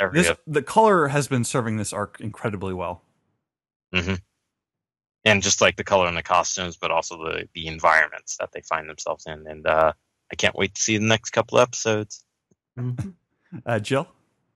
Yeah, I did notice that I really like the way that they colored the entire place, because it's not it's bright and it's vibrant, but it's not so busy that you get lost and everything. You can still distinctly see each part. You can still see the donut bridge. You can still see each character. It's easy to follow the action. Mm-hmm. The pacing was a little odd in the beginning. I agree with Roger. I don't know what it was. It just kind of, I don't know. It was just odd feeling. The match kind of like Ed's point from before is that there's that one overhead shot where Nami's running into the forest after Carrot, Chopper, and Luffy, and they just linger there for a while. And we know it's coming, but it's a very interesting and not very typical shot in One Piece because the editing typically is a little sharper and quicker. Yeah. Right. And overall, the animation was pretty good. Like I said, I like the coloring. The backgrounds are great. Nothing to really complain about. The double Luffy thing looked really good, and I liked the voices. Nami's boobs were just odd. That's the issue. I couldn't not notice it. That's the issue when you shine a spotlight on someone's breast. Well, it's like this is one of those episodes because I think. You know, there's specific episodes where it's just like especially bad. Like whoever is in charge of of making that happen made it happen this time, right? Where like this is somebody's like thing in the animation department. Like they on asked this for episode. it. Like the animators weren't going to normally do it, but this person like wanted it. Yeah, and it's not just like it's such an overwhelming combination of like it's shiny, they're like a little extra big, the cleavage is like way lower than normal, and every single shot makes sure her chest is in frame. Yeah. So it just like it looks bad, and it's like this should feel like a kid show. Like This should It's a wonderland. this should feel like a kid show most of the time, you know. It's like the Brazilian kid show with the tits that show you the direction to go. I saw. What? I saw. It was Roger from The Rabbit as a Simpsons. kid, Never so- mind. Yeah, The I saw Simpsons Roger go to Rabbit. Brazil. Yeah, I thought like nothing about the pacing really struck me as super odd. Like I'm pretty anxious to get to where this section of the arc goes in like a couple of episodes, like when we introduce certain other characters who are a part of this. That's what I'm getting a little impatient for. Like I'm ready for that to happen now. This is the first time in a while where because usually I'm pretty forgiving with the pacing and the animation in One Piece. Like I don't need to compare it to other shows too much, but this week it's a little tougher because we just had that new My Hero Academia episode. Yeah. Which is just Yes, like, which was amazing. Oh, my God. Okay, maybe I should have standards, Yeah. But yeah, in general, I thought it was a fine episode. It's just sort of that, like this is exactly that kind of scene we've seen in other arcs like Skypiea and Thriller Bark, where they just kind of have to wander around and get into hijinks for a little bit before the story kind of pulls them back into the more important stuff, which it's like a combination of like it can be fun, but ideally it's in the middle of like a marathon, Oh, this is always one of my favorite parts of One Piece. When it that's gets true. to a new island and there's a giant mystery that we don't know. Mm-hmm. And every island's different, so it's like every mystery is a different mystery. Yeah, and like Dressrosa, like the sort of children's fantasy, children's literature kind of angle here is getting hit real strong with with like the Alice in Wonderland, Willy Wonka type stuff. Yeah. Is that it, you guys? Do you have anything else to say, or are we ready to move on to the next segment? I'm ready. Let's go. All right. Yep. Thank you, guys. Let's move on.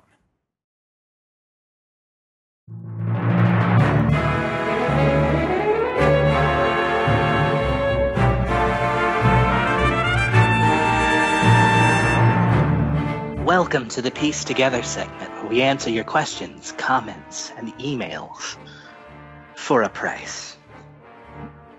We do ask that you donate on Patreon at patreon.com/OnePiecePodcast. Or else we will sell your children. Anyway, first question. That's not true, guys. Not usually. First email comes from Shelly. Are we supposed to infer that, aside from the formal tea parties that Big Mom hosts, that she created Totoland itself to be one unending tea party? After all, it is fitted out with food islands, including a whole cake island in the center, singing homies and citizens from almost all races. What do you guys think? Is this a Futurama-esque, what is that, the Slurm Factory, Slurm's Mackenzie party? I think so. I think the idea is that, again, especially just given how cartoonish everything is, it's the monster Big Mom has become mixed with the trauma of never, the theory that we proposed earlier, which is that she's never left this place because she's waiting for Mother Arrested Carmel to come Development. back. Yeah, exactly. She's arrested exactly where she was. She's eternally 6. And being 6 at her age is a very dangerous thing. So yeah, I think she's surrounded herself with this cartoon land. It was her 6th birthday party, and she ate people. What's important is, was it delicious? Yeah, yes. Yes, it was. She said it was. I forgot to mention we have an inordinate amount of emails and Reddit questions. I assume Twitter questions. So we'll try and go through as many as we can, but we probably won't go through all of them this week because I think we might have hit some records for the amount of feedback we got. We even got a phone call, which maybe we'll get to later. Next one comes from Blair, who wishes us a happy anniversary. When can we expect a special episode, she asks. Maybe in the future, at some point. There is a special episode in the archive. And our Patreon episode should be coming out this week as well, with outtakes and exclusives and more. So you could always Zach, was that for our 5th anniversary you made that special episode? Yes. Like 3 years ago? Yeah, I suggest to check that out. That's the 320th episode spectacular. You can check that out if you're a Patreon subscriber. Second, who had the best wedding dress, Nami or Pudding? Important questions here.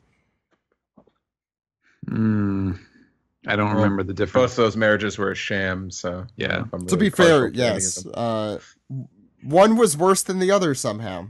Yeah, okay. Let's go to the next one. This is from a friend of the show, Joe, who said, for Steven, what is your least favorite type of thing to translate? Least favorite? So she gives some examples. I don't know if that would help. Sure. Like puns or word plays or onomatopoeias or 100-page info dumps or whatever else. Let's see.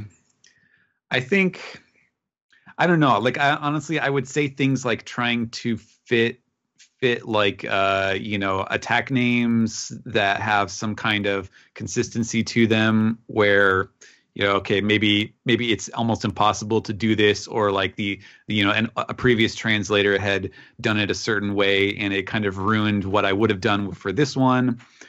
Sort of stuff like that. But honestly, like when I get to those things, I don't really care that much about them anyway. So it's not something that really bugs me. I guess I would say like just really bad dialogue. Like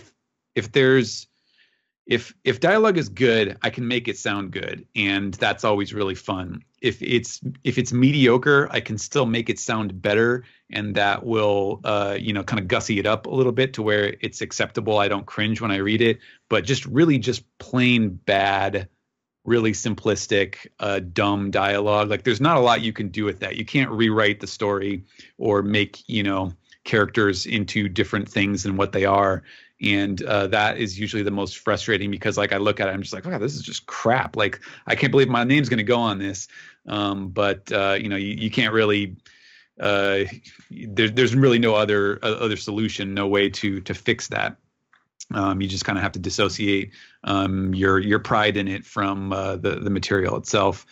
So that's what I would say. But fortunately, as far as One Piece goes, that is almost never the case because he's such a good writer of dialogue. Next question comes from Cadet Hat Sean, who titles this "How the Cake Crumbles." Seeing as how Big Mom has Carmel's soul powers, and for all intents and purposes, she'll be taken down by Ark's end, what does this mean for the whole cake in Whole Cake Island? So he basically says he thinks it'll be like the birdcage where everything basically around them self-destructs, the homies, etc. If I go down, I'm taking you with me is how he puts it. What do you guys think? I don't think Big Mom is getting taken down this arc still. I mean, I agree. I know that's kind of still a weird thing to say because now it seems like she's being led down that path. But I genuinely don't think she's going to get knocked. I mean, she might get knocked out. Something might happen where she's if you get knocked down, I don't think she's going to be out for the con. If you get for the what? If you get knocked down, you get back up again. Right. I mean, and I think this is be taken down. a situation Exactly. like I don't know how it's going to work. And I don't know in what like literary way Oda's going to make it work, but I still kind of feel like in order to take down Kaido, they're going to need something from Big Mom. And so whether they escape, go to Wano, and then she sort of chases them there, or she goes there some other way, I kind of feel like there's going to be some type of confrontation between Kaido and Big Mom at some point in the future. And that's why I think she can't get taken down this arc. It takes a whiskey drink. Yeah, and the other reason I would back that up simply because it feels like it's still too early for Luffy to be associated with taking down an emperor yet. Yeah, fully. Yeah. And at least the implications that because Big Mom has a pretty large and expansive organization, even with like kind of the underworld connections. That this is only the beginning, not the end. I would assume. I would say, as far as the island itself is concerned, I feel like I have a suspicion that like Oda has constructed the stage in such a way that like it's not going to be. I don't think everybody's going to be standing around on top of the biggest cake on the island at the end of whatever happens at the end. Like I feel like there's too much destructive power involved. So I feel like something spectacular is going to happen. I mean, and we're talking about defeating Big Mom. Remember, she defeated one of, I assume, is the stronger giants, or at least the most famous of one of the most famous of giants, as a 6-year-old. In one hit. In one hit, and broke one of the giant's swords in one hit. Like, she clearly is someone who is not just supposed to be, but is clearly extremely powerful. We don't just see that from her kids, but we see that from her work as well. So I'm curious as to how that'll factor in as well. Next question comes from. Can I just say real please, quick? Casey, I love that we're like all nodding in agreement that even though this series is almost at 100 volumes, it's still too early for Luffy to beat an emperor. I mean, yes. I am a fan of long, drawn-out journeys, and I like to torture myself. So yes. Welcome to the club. Next one comes from Christopher. It says, "Hey, one OPP.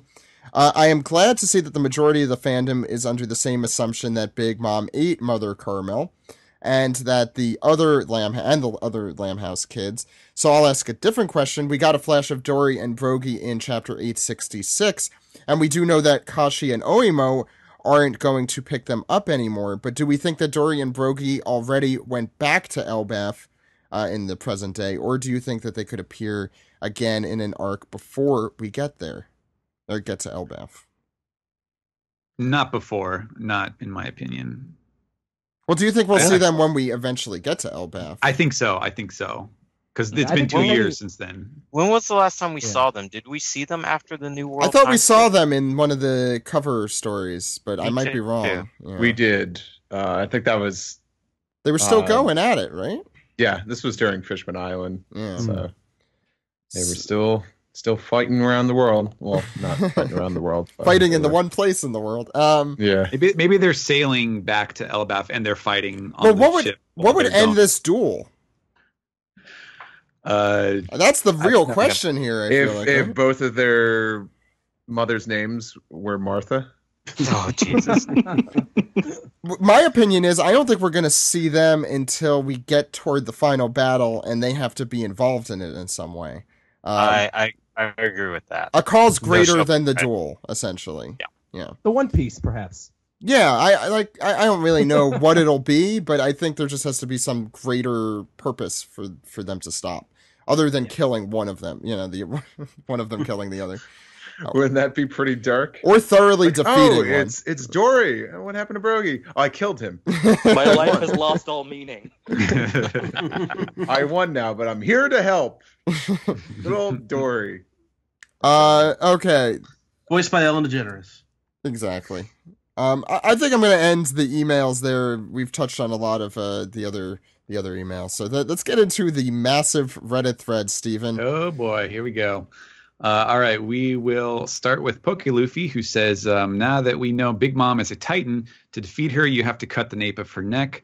Sanji can use Skywalk to get up there, and we know he is trained with a sword, so can he defeat her? He's trained with a knife. A knife. Yeah. Well, he got sword lessons as a kid. But yeah, he did get sword lessons as a kid. I like Rogers. I would definitely watch that crossover. That's all I have to say about that. Not if it were a full series, but as a parody video of some sort, sure. A parody video, you say? Oh God, what have I done? What have I unleashed? Be My Friends 49 has some comments about Big Mom eating Mother Carmel, but he finishes, is it possible that Mother Carmel is still alive within Big Mom? I thought that too for a second. That would be insane. She would then be the person controlling the Titan that is Big Mom. Yeah. Mm-hmm. There's this. I just imagine her leaving Big Mom with those weird things on the face. Some kind of Rusty Venture thing. Or that. Yeah. Well, Rusty Venture did create something that was powered by orphans, so it's possible there is some connection there. Yeah. Well, actually, now that I think about it, this is weird. Like, I don't want to put this theory out there, but you mentioned that. Remember earlier in this arc when they talked about how Big Mom is sort of an iron balloon? Mm-hmm. Mm-hmm. I kind of get the idea that maybe, she's like this inflatable blimp now, and then, Mother Carmel's on the inside, like, controlling her. That's I don't know. Like, I didn't even thought about... I don't know, man. I don't know how I feel about Mother Carmel being Krang. Yeah. Or Quado. Yeah. This episode has more crackpot theories per minute than I think any other one in the past. How would you explain the children then? Think of the children. Maybe the children aren't actually children, and they're actually homies created from Mother Carmel's soul. They're helping move the limbs. I like it. There you go. Oh, it's like a Voltron Eating kind of digestion. thing. Yeah. They're all Yeah, sinister orphans. Yeah, it's Clive. And then Barker's Katakuri's in still the hills standing on the city. side, like, why aren't you guys doing anything, man? Okay, enough body horror. We'll go on No, to, there'll be more. I guarantee it. Canoe Temps has two. These are two observations which are too long to read verbatim, but I really like them both, so I'm going to try to sum them up.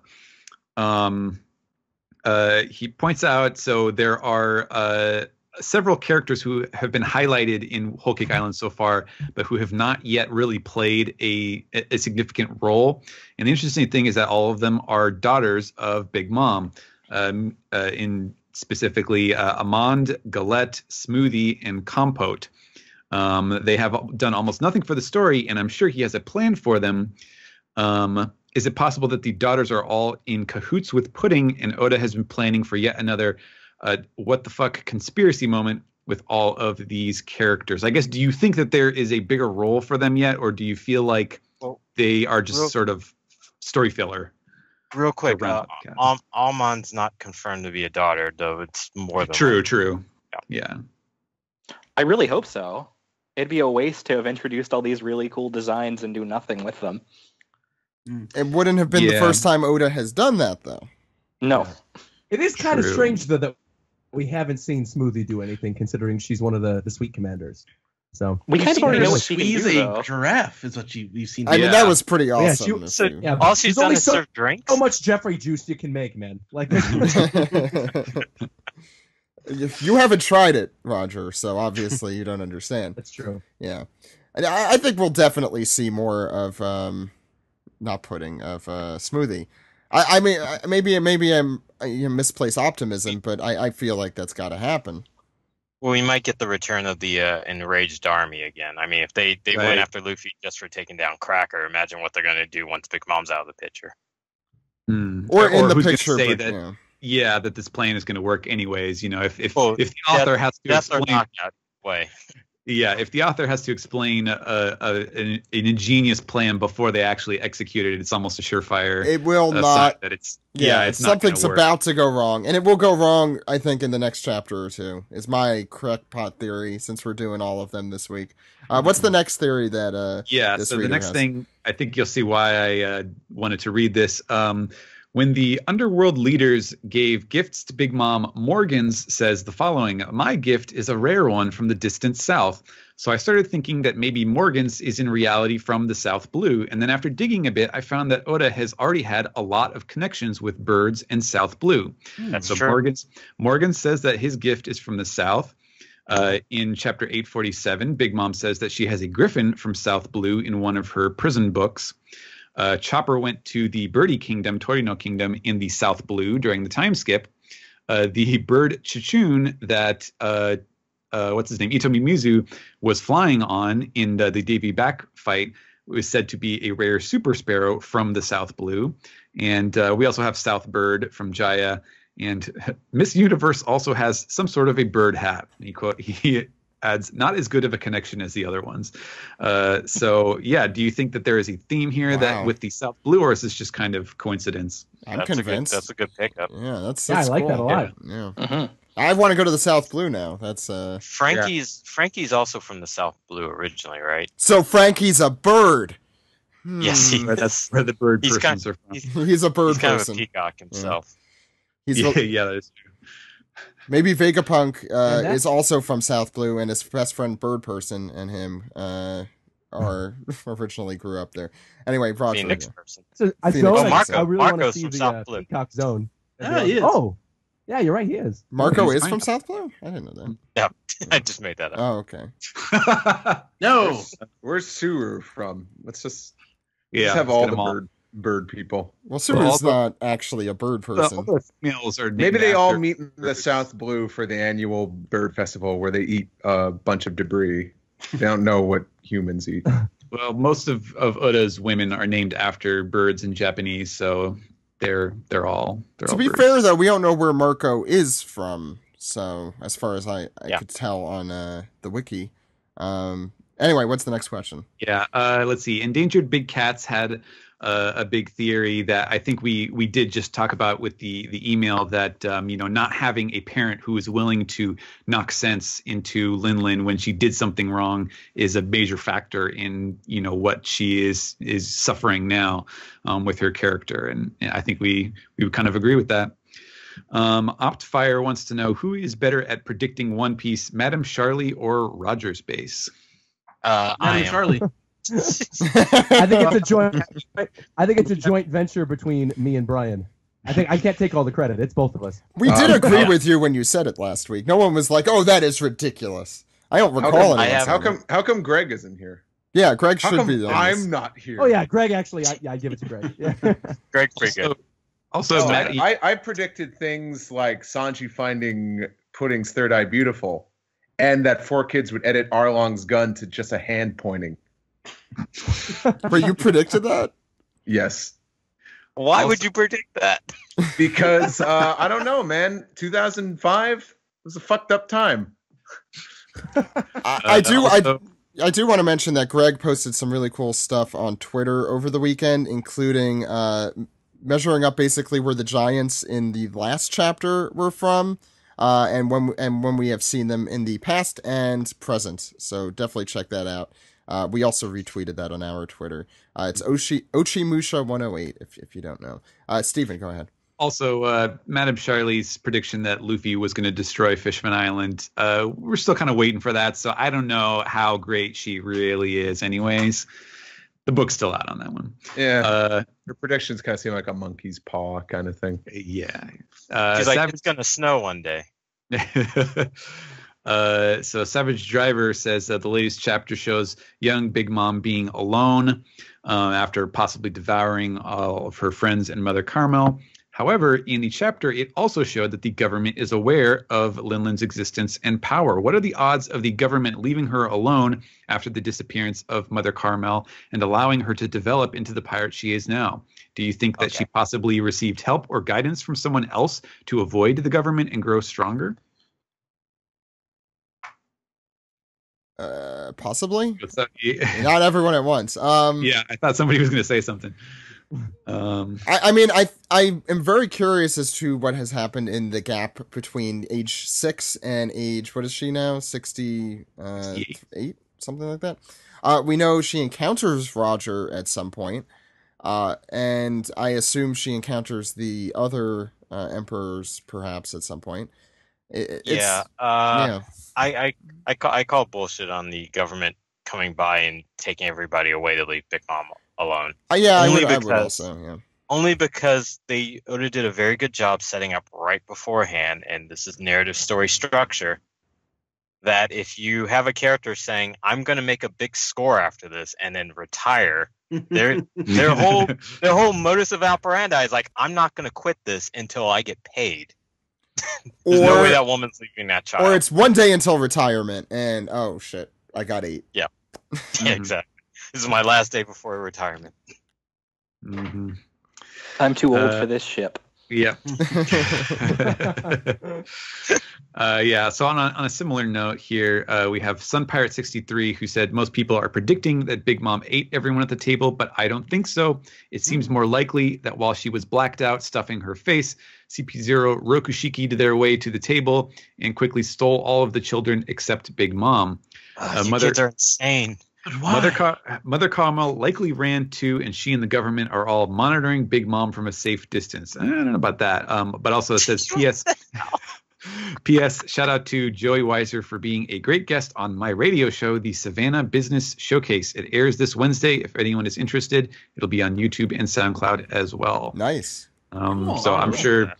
Yeah, we'll see if Joey hears this or if he retweets the information for everybody. I think it's Occam's razor or laser or whatever we're calling it at this point. It's just the simplest thing is probably the truth, not necessarily definitely, but probably. Mm-hmm. Yeah, okay. If Mother Carmel was going to sell them to CP0 anyway, it's unclear what they'd have to gain from just, I don't know, doing this much more indirect route. Mm-hmm. Yeah, and I think if Oda wanted to set up CP0 as manipulating this behind the scenes, he would have hinted at that a little more.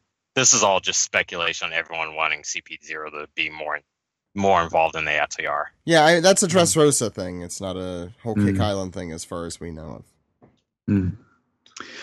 Prince Cheddar says, do you guys think Doflamingo is still safely on his way to Impel Down? We know Jack failed to capture him, but we don't really know what happened on the Marine side. Doflamingo may have been able to escape during the battle, or a third party could have come and taken him. I ask because he seems too major a player to just disappear from the story altogether. If Moria is still out there somewhere, I don't think Oda would just have Dofi locked up, especially when there's that treasure of Marijoa plot point still left unresolved. I think he's an Impel Down. I don't think he's out of the story, though. No one's ever out of the story. It's One Piece. Yeah. We'll at least see him again. I mean, Mr. Two's an Impel Down, so they can hang out together. Yeah, I'm sure that'll... I mean, those two characters never knew each other, ever. But you don't think Doflamingo's going to want to go to New Kama Land? I think there's going to be another jailbreak or something at Impel Down at some point because Mr. 2 is there. I don't see him staying there for the rest of the story and nothing happening with him. So please bring him back. And also because that would admittedly be kind of cool for like a cover story maybe right before the final arc, where we sort of see how Luffy broke a bunch of people out of Impel Down, only now it's Mr. 2. And yeah, he brings Doflamingo, he brings Arlong, he brings all the other people who are there. That'd actually be kind of cool. I'd like to see Luffy tell one of the Grand Fleet pirates or someone else to break Mr. 2 out, and it ends up causing something even crazier. Yeah. I think the Swan would at least appreciate Doflamingo's plumage. Oh, I think those two would probably get along more than we'd like to think. They're also both in secret organizations. Yeah, I think they have a lot in common. I don't know if Arlong was good enough to go to Impel Down. No. I don't think we're probably not seeing Arlong again. No, but didn't they say he was in Impel? No, he was in Impel Down during the flashback, and he got released. Oh, right. Remember? Yeah, and since then, I don't know where he is at this moment. He should technically have been in Impel Down because he was, and now why wouldn't you put him back there? I don't know. What's next?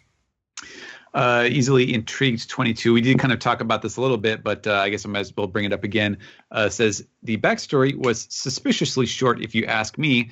It could just be Oda trying to get through this arc in a timely manner, but I believe it could also be reviving a theory that you guys have had dispelled for a while now, that Pudding has manipulated Big Mom's memories. The whole choppy way the backstory was put together seems like a lot of cut and paste to me. What do you guys think? Could this be true? Does anyone think that there is like that we are seeing something that Pudding has manipulated, I guess? It's possible. I put it like a 20 to 30% chance. I think it's definitely in the realm of possibility, but I think probably not, if I had to put my money on it. Lower, like 10. Yeah. That'd be me. I don't think so at all. I don't necessarily think it was there to manipulate, but I wouldn't be surprised if she did something, if her hands were in that pot or head. Mm-hmm. Yeah. I wouldn't think about this element, because here's the thing that I don't quite buy in that. Like, why would Pudding go out of her way to manipulate Big Mom's memories about Mother Carmel? I could see her manipulating her memories about her sisters and her personal relationship to her mother, but not Brian. While you're in there, why not mess up other stuff? Have some fun. Yeah. I guess if she just took out the whole film reel of Big Mom's entire memory and just say, "Oh, look, check this out. This is interesting. I'll fuck with this." Maybe. Yeah. But I don't see what this gains her. Yeah.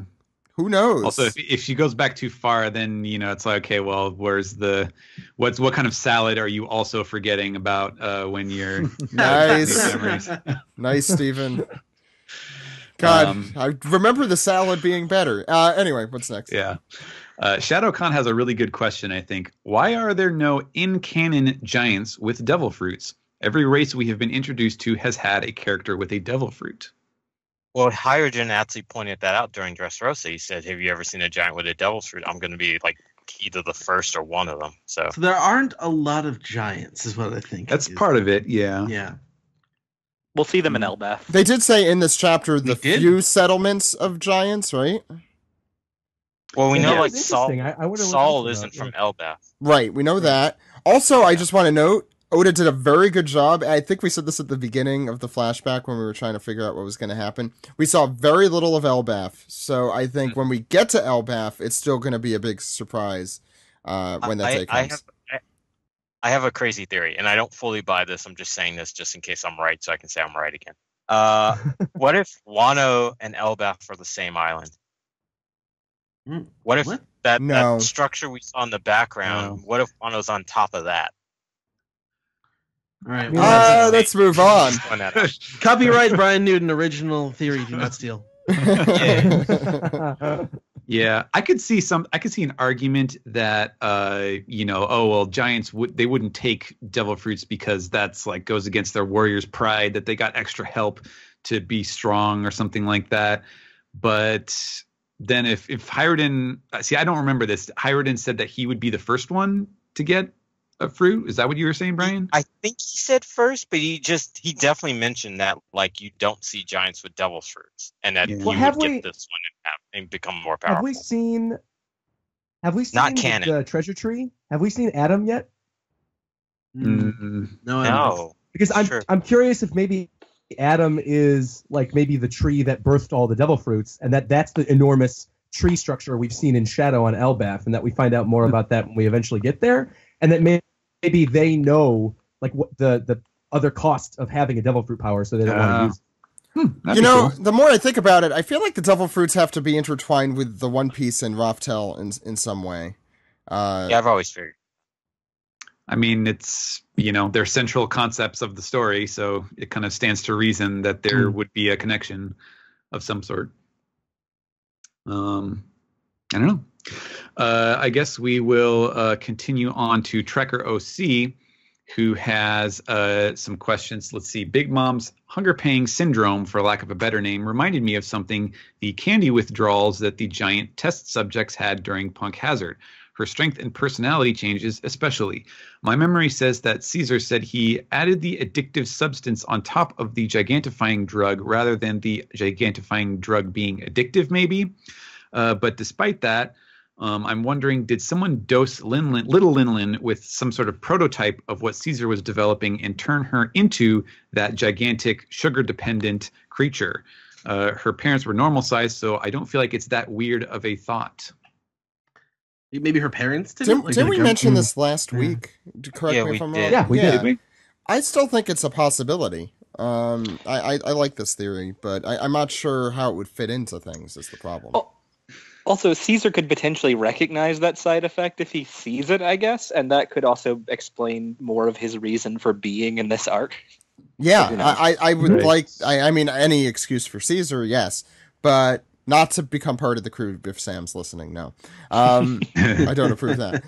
Yeah, but on the other hand, I think that would be a cool connection. There's definitely been a kind of rising. I don't know what the profile of the giants as a whole seem to, it's like he's building up to them in a kind of notable way since the time skip with the gigantification at Punk Hazard. To be fair, you would have to build up to them. They're so tall. Thank you, Brian. Low hanging fruit. But yeah, like that, and then the Big Mom's thing and how her story kind of ties into the giants, and now we're seeing more and more of them, and it seems more and more likely that we're going to get Elbaf in the relatively near future. So I don't know. It's very notable. It's very suspicious. So I don't know. I don't know what to make of it.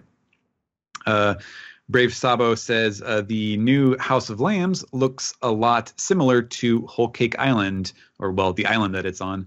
Could this be what I think it is? I think we kind of agree. Yeah, that looks very suspiciously similar.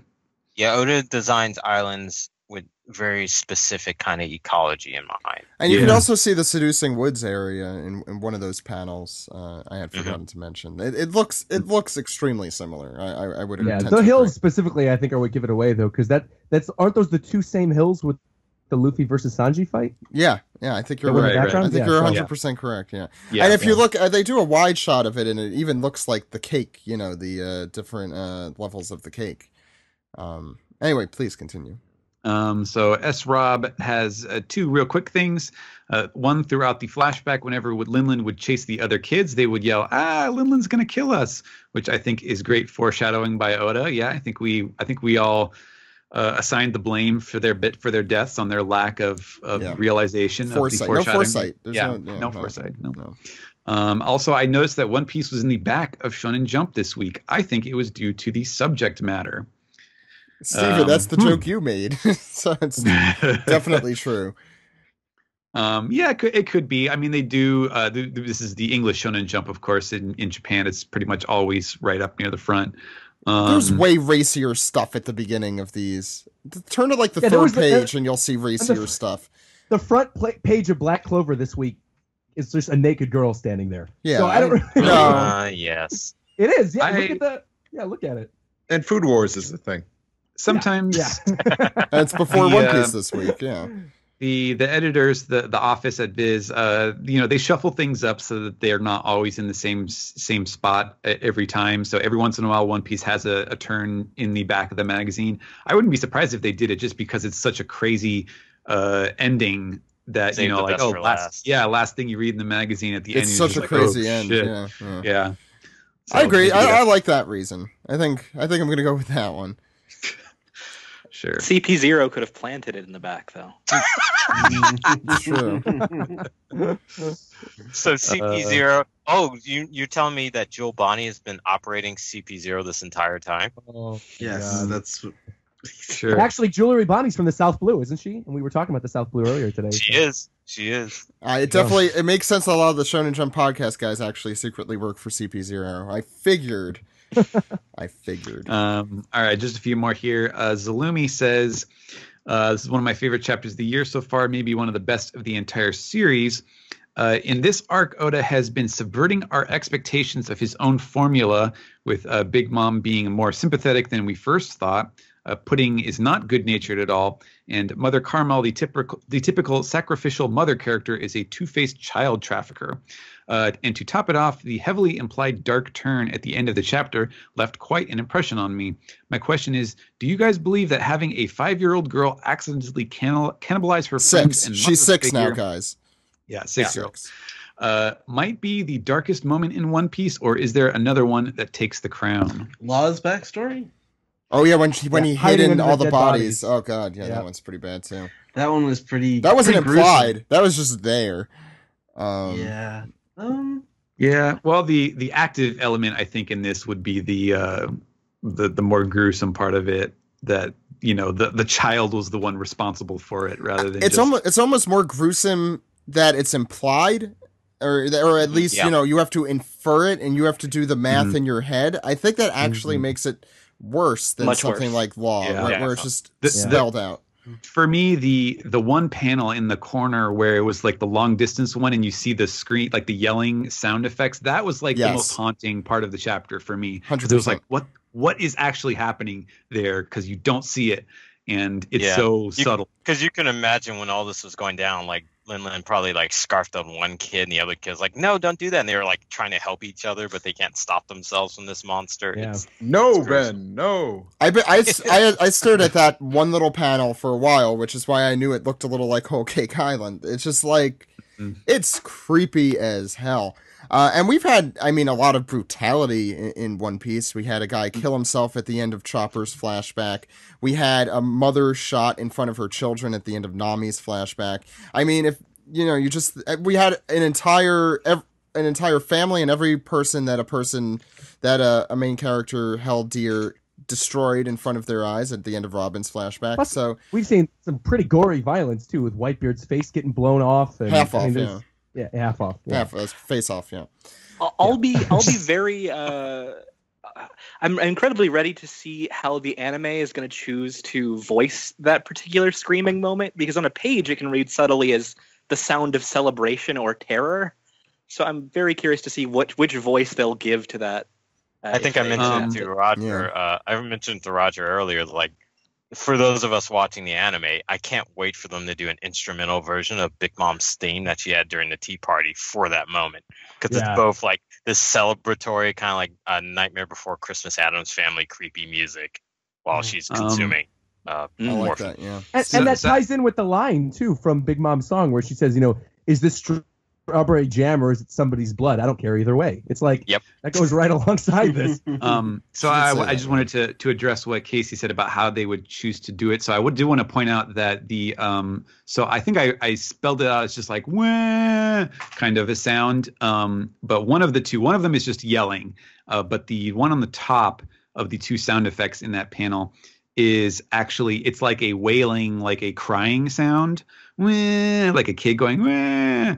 So you could argue either that is the children themselves, undergoing trauma, or you could argue that it's like, because Big Mom is supposedly crying as she's, stuffing her face. So you could possibly take that as like What's interesting though is that in the sound effects, that when we do actually see her eating and crying, you never see that sound effect. No, you don't. Yeah. That's true. Yeah. Mm-hmm. And one thing I was going to bring up too that we were mentioning earlier when we were doing the manga chapter was like with the torn clothes laying on the ground, and I'm curious if maybe like the reason why there wasn't much blood is because a lot of these characters were just scarfed up in one bite. Like there wouldn't have been blood. She swallowed them whole. Sure. So half these kids are the size of Simla anyway. So Selma's a town, and I know why. She didn't finish her manwich. Stephen, I mean, very, very interesting to point out. I mean, I'll just say that panel is going to be one of the most examined panels, I feel like, in One Piece at the end of the day. Stephen, what's next? Okay, last comment from Reddit from Gear56, who says, I believe that the orphans and Mother Carmel were eaten, and I believe that Big Mom is subconsciously aware that she ate them. That is why her dream is to gigantify everyone so she can have a tea party where everyone is at the same eye level, because she does not want to eat her guest by mistake again. What do you think? I feel like she cares less now whether she eats her guest than she would have as a 6-year-old. I think now she's like, I don't really care. If they taste good, they taste good. She's got the hunger now. Yeah, exactly. She got a taste. Once you taste blood, you want it again. She's like a shark. I do like that might be like there might be like a slight benevolent thought to it that still there's still some guilt to this. Mm-hmm. Stuff like imprints from childhood, they last a long, long, long time. So. So yeah, that's it for Reddit, Stephen. Okay, it. Great. Thank you so much. And sorry if we did not get to all of the Reddit questions, but we have to move on to Ed. Piece the tweet. Yeah, it's time for Piece the Tweet. What do we have this week, Ed? First one comes from Geronimo14. It says, so with Linlin eating caramel, you guys think Blackbeard used the knife to cut something out of Whitebeard for the fruit? His hearts. His stole my juicy heart. Yeah. To gain his courage. Yeah. Did he just Yeah. Or did he even use a knife? Because he had a hole in his chest. Did he just Temple of Doom him? It's fair because he already had a hole in his chest thanks to Akainu. Yeah, he just cuts off one of the aortas and downs the whole thing. Mm-hmm. There you go. Go ahead. Okay. The next one comes from Daniel Vennard, who says, do we know who Kuma was talking to in this panel? This is the panel where he's I guess he's talking on the transponder snail at the end of Thriller Bark. Yeah. Was it I think it's Sengoku, correct? Yeah, he thought it was either Sengoku, Vegapunk, or an Elder Star, but yeah, he does. He is in the room with Garp and Sengoku after Thriller Bark. Oh yeah. It's probably Sengoku. I think that's. I totally forgot about the anime. If I've seen the dubbed episode in the last few years, I would have known right away. We can also just look up that episode and see who voiced that character. Now I'm upset about Ed Blaylock again. Yeah. Too. Shame. Yeah. All right. The next question comes from Cravat Sabotage. So, long-time listener of our podcast, Clearly, probably. Yeah. Does One Piece really have that many sympathetic villains? backstories for villains don't usually seem meant to cause readers sympathy. There have been sympathetic villains. Senior Pink. God damn it, get out of here. This is why I love when you're on the show, Brian. I'm telling you. I love being on the show with you. Putting the two of you together. Eneru, man, he just wanted to go to the moon. Well, he is right. I mean, Senor Pink's flashback did not cause reader sympathy for me. Yeah, it's true. It's mostly about how terrible they are. No, I'm trying to think of a villain. I mean, there have been reformed villains, but even then, we didn't really get backstories for them. I'm trying to think if we have. I guess Jinbei, in a way, was kind of a villain before you really met him. In just like, oh, he's the one who sent Arlong. I don't know. Don Krieg got a backstory. He went to the Grand Line and got his shit wrecked. So we didn't see it though. Kuro got a backstory. That was more of a back. Krieg's was more of a back summary than a story. We're still waiting on that Kuro had Blackbeard kind of turn. Yeah. Yeah, Kuro had. We'll definitely get a Blackbeard backstory. Well, Kuro had more of a back slideshow. No, Kuro's was actually a proper backstory. You know, I think and then I'm forgetting about the one, before he went to Syrup Village. I mean, this was definitely a proper backstory. It was short, but I'd say it's clearly a proper one. You know, if we were to do the rankings again, I would include this. And the only other one I can think of besides Doflamingo is Rob Lucci. I think it's also very likely that this set the precedent that we're going to get backstories for each of the 4 emperors, including Shanks, I would hope, at some point down the line. I think that would kind of got a history about Blackbeard, or about Whitebeard already, so. True. Maybe Blackbeard. Brief, but true. Yeah. But he died. What's next, Ed? Next question comes from Stacy Chen, who asks, "What is one food you'd always be gluttonous for?" Hers is soup dumplings. People who listen to the podcast know my answer here. I know the exact answer for this question because I had a really bad experience at an Olive Garden once because of it. No! Get out of here! I like going to Olive Garden. How else do you say every time I go there, I have a bad time? No, but I want to specifically because when you're there, you're family. That's. As being part Italian myself, I'm very disappointed to find out that Roger goes to Olive Garden. I mean, I'm DiLuigi. I mean, my last name's DiLuigi. I think I have a right to still be able to go to Olive Garden. No, you lost your Italian card out of that. No, I did not. No one taught you just a decent Italian dish. No, I mean, okay, just listen to the story, all right? Let me explain the food that I'm gluttonous for, all right? This isn't technically even an Italian dish. So this dish is something that they discontinued. It was a white chocolate raspberry cheesecake dessert. And I remember very vividly being in junior high, being with my mom and my dad, and we went to Olive Garden for lunch one day. It was like school was off that day or whatever. We went to lunch. And I ordered this slice of white chocolate raspberry cheesecake, but we went and had the soup, salad, and breadstick lunch where you have like the all you can eat. So I ate a bunch of breadsticks and soup, and I was already really, really full. But I had eaten this cheesecake once before, and I thought, all right, you know what? I really would like a slice of cheesecake. And both my parents were like, okay, we'll share one with you. So neither of them, when it got here, neither of them actually wanted to share it, and they just gave me the entire thing. And I thought it was so delicious and so good that I ate the entire thing until I literally felt that food was up to my throat, and I could not swallow anymore. And it was just because I liked the cheesecake so much. So I've been in an experience where I've liked the food so much that Roger, that was all the orphans that you ate. That's what that was. The orphans that they use for the food at Olive Garden? I'm sure if you asked politely, they would have boxed up that orphan for you, and you could have taken it home. I could have taken little baby Dufeld to go. Oh, God. I did not think of that at the time. We're all going to hell after this podcast. Yeah, I mean, you guys. What is yours, Zach? I can't guess yours. I would love soup dumplings, to be fair. Dim sum is amazing. I love dim sum. Yeah. I love a lot of food. So that's true. Hamburgers. This is a hard pizza. I like bagels. If you're gluttonous, doesn't that mean you want everything to eat? Yeah, sure. It's burger week at the Youngster. French fries are guilty. Chicken wings, chocolate, ice cream, pizza. I like strawberries, cashews, and good noodle bowls. Anything with ramen. Oh, as Ed knows, Tostitos and donuts. Not together, but as two separate no things. salsa. Yeah. You and donut? freaking Jose. Me and Jose are going to both die eating Tostitos. With no salsa. No salsa, no. I've been vegetarian for like 20 years now, I think. And one of the reasons that I can never go back is because if I do, I will kill myself eating dumplings, like pot stickers. They're too good. Really hungry. Wait, so you can eat the pot stickers, or if you No, went back, that's you why would? I can't break veg because I will commit. Can't break veg. vegan edge. Yeah. That's what'll make him hit his dissociative state.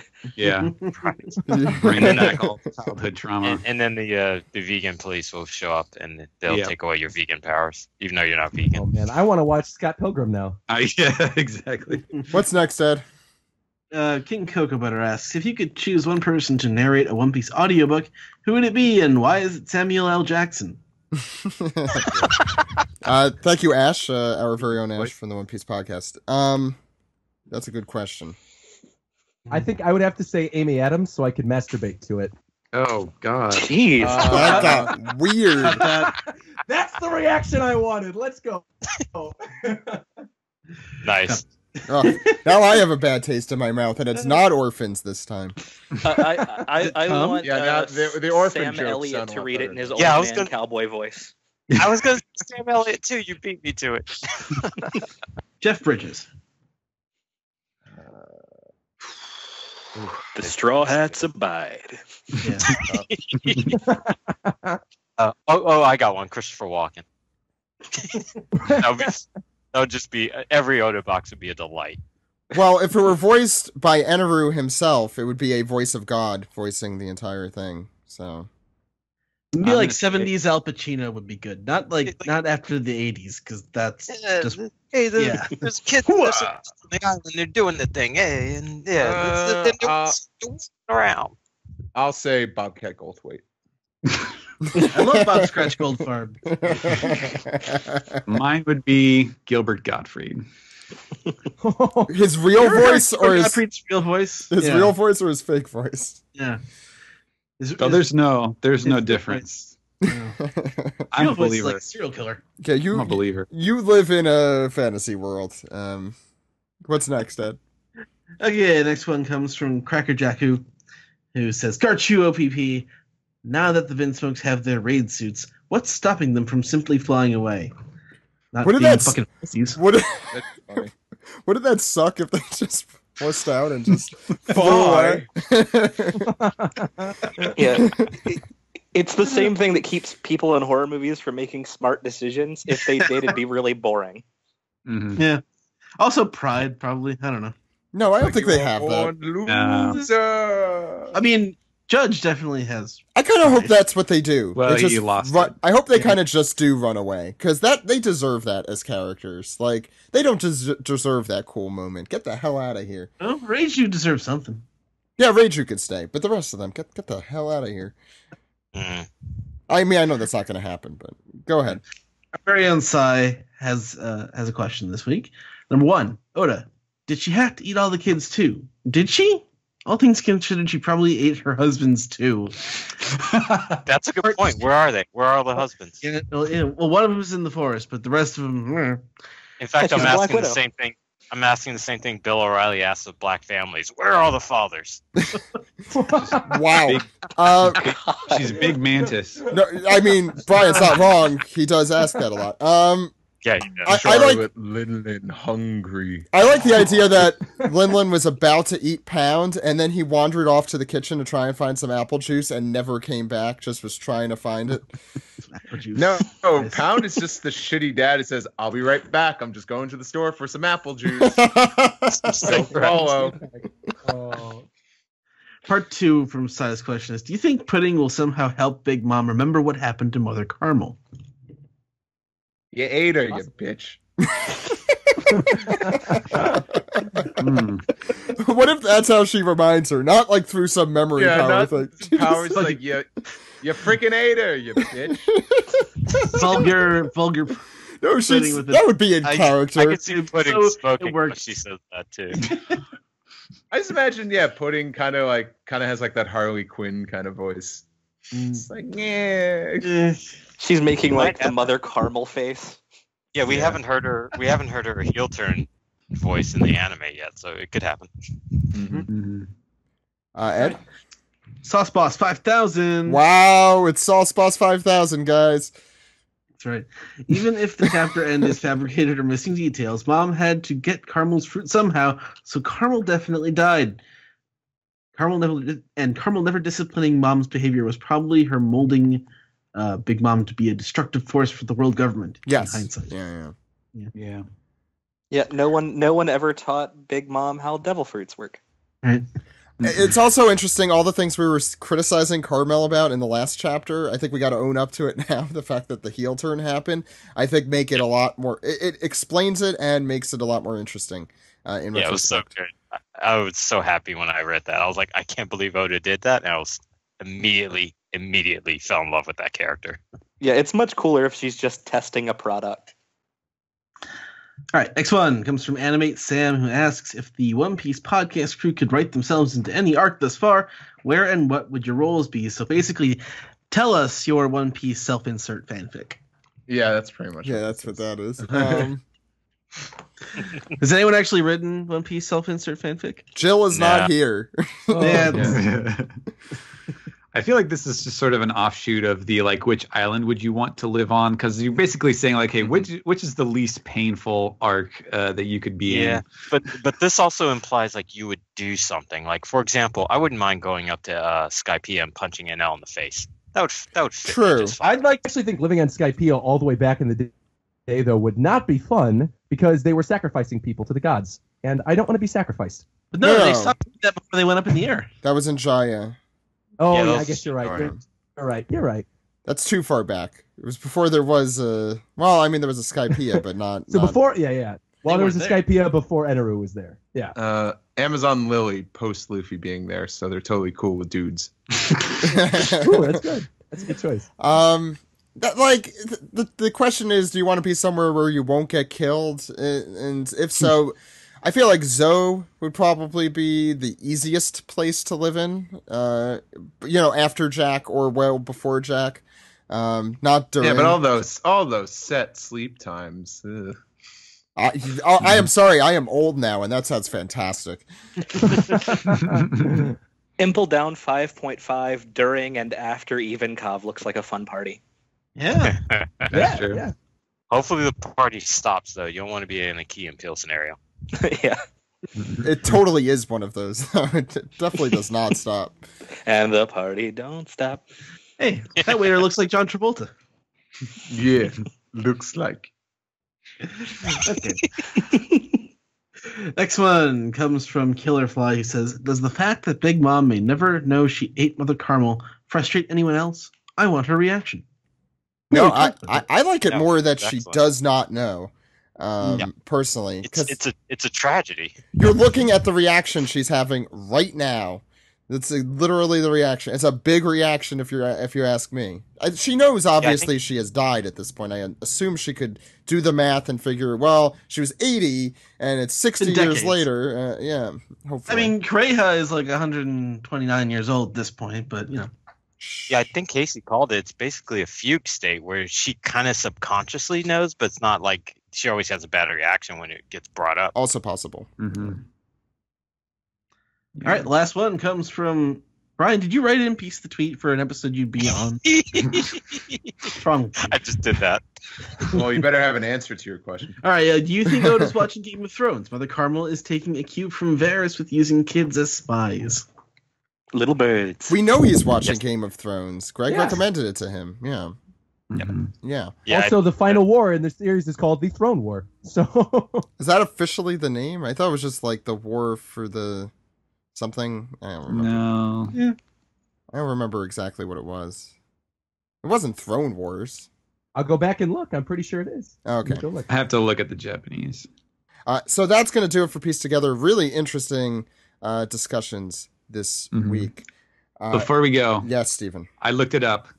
the Throne Wars thing, and what Doflamingo says in his speech, his opening speech, is that there is one throne and it's empty, and that there will be a battle for power or a war for power. So the title Throne Wars is a fandom thing. That's not what Oda actually wrote in the series. I win this round. Got it. But I lost the other round, so I think we're okay here. Okay, so that's going to do it for this segment. Why don't we round off? Okay.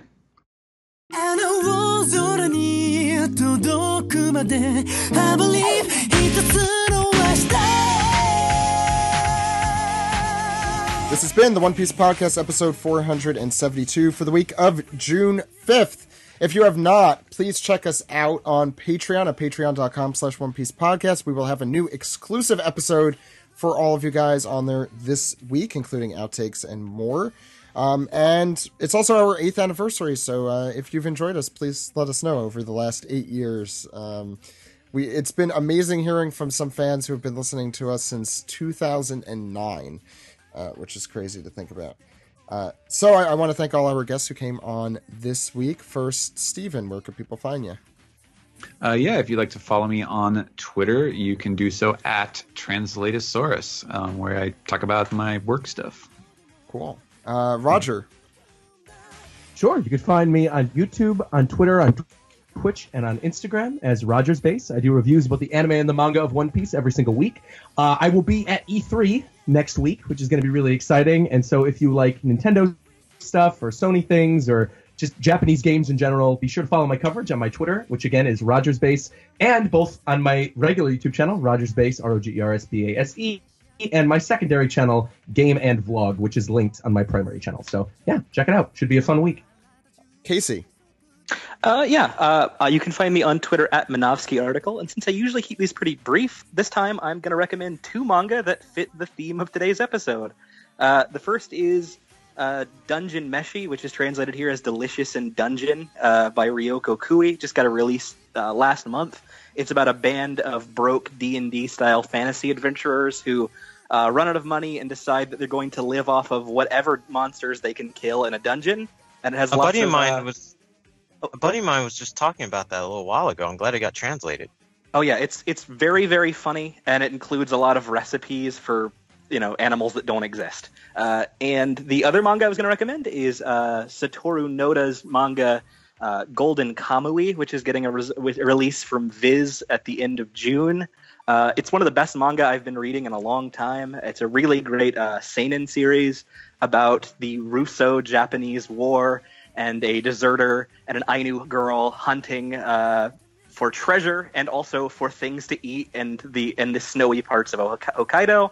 And if you're a big Metal Gear fan, sometimes it reads like a lost chapter in Metal Gear that takes place in 1905 and does feature cannibalism. So hey, there's a lot of One Piece themes there. Yeah, both great manga. Read them if you can. And I talk about manga on my Twitter at Minovsky Article. Who else? Brian. You can find some of my old work on Banendorf on DeviantArt. You can see my stuff. I mean, I talk on Dark King Zoro on Twitter, all one word. Check out future episodes of Rick and Morty, Teen Titans Go if you're so inclined. I'm working on an Amazon show called Little Big Awesome at the moment. And also, if you're in the DC area end of the month, the weekend of June 30th, check out, I'll be at a series of panels at BlurredCon, the first, people of color comic convention that is around. I'm not advertising that correctly, but if you're in the DC area, just come check it out.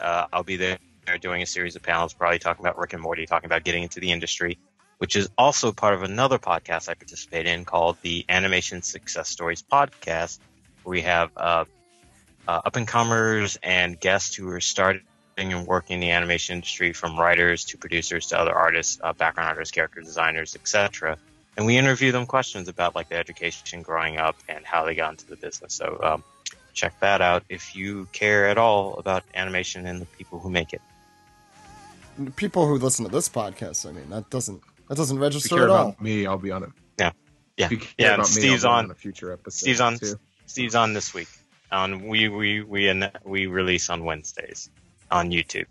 Steve, where else can we find you?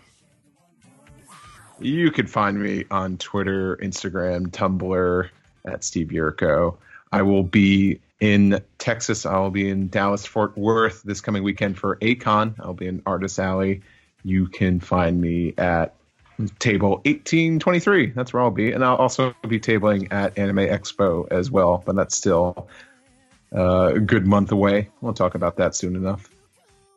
Ed, where could the good people out there contact us? You are Zach_Logan on Twitter. I am Edward E. Fistizio. The podcast can be found at OnePiecePodcast.com, Twitter.com, YouTube.com, and Facebook.com/OnePiecePodcast. OnePiecePodcast@gmail.com is our email address. OnePiecePodcast is our Skype name. You can send us some piece together, reddit.com/r/OnePiecePodcast. Support us on Patreon, patreon.com/OnePiecePodcast. As Zach said, look for new special episodes coming out soon. You can also follow us on SoundCloud, follow us on Google Play, or subscribe, rate, and review on Apple Podcasts, Zach, or call us on our phone number.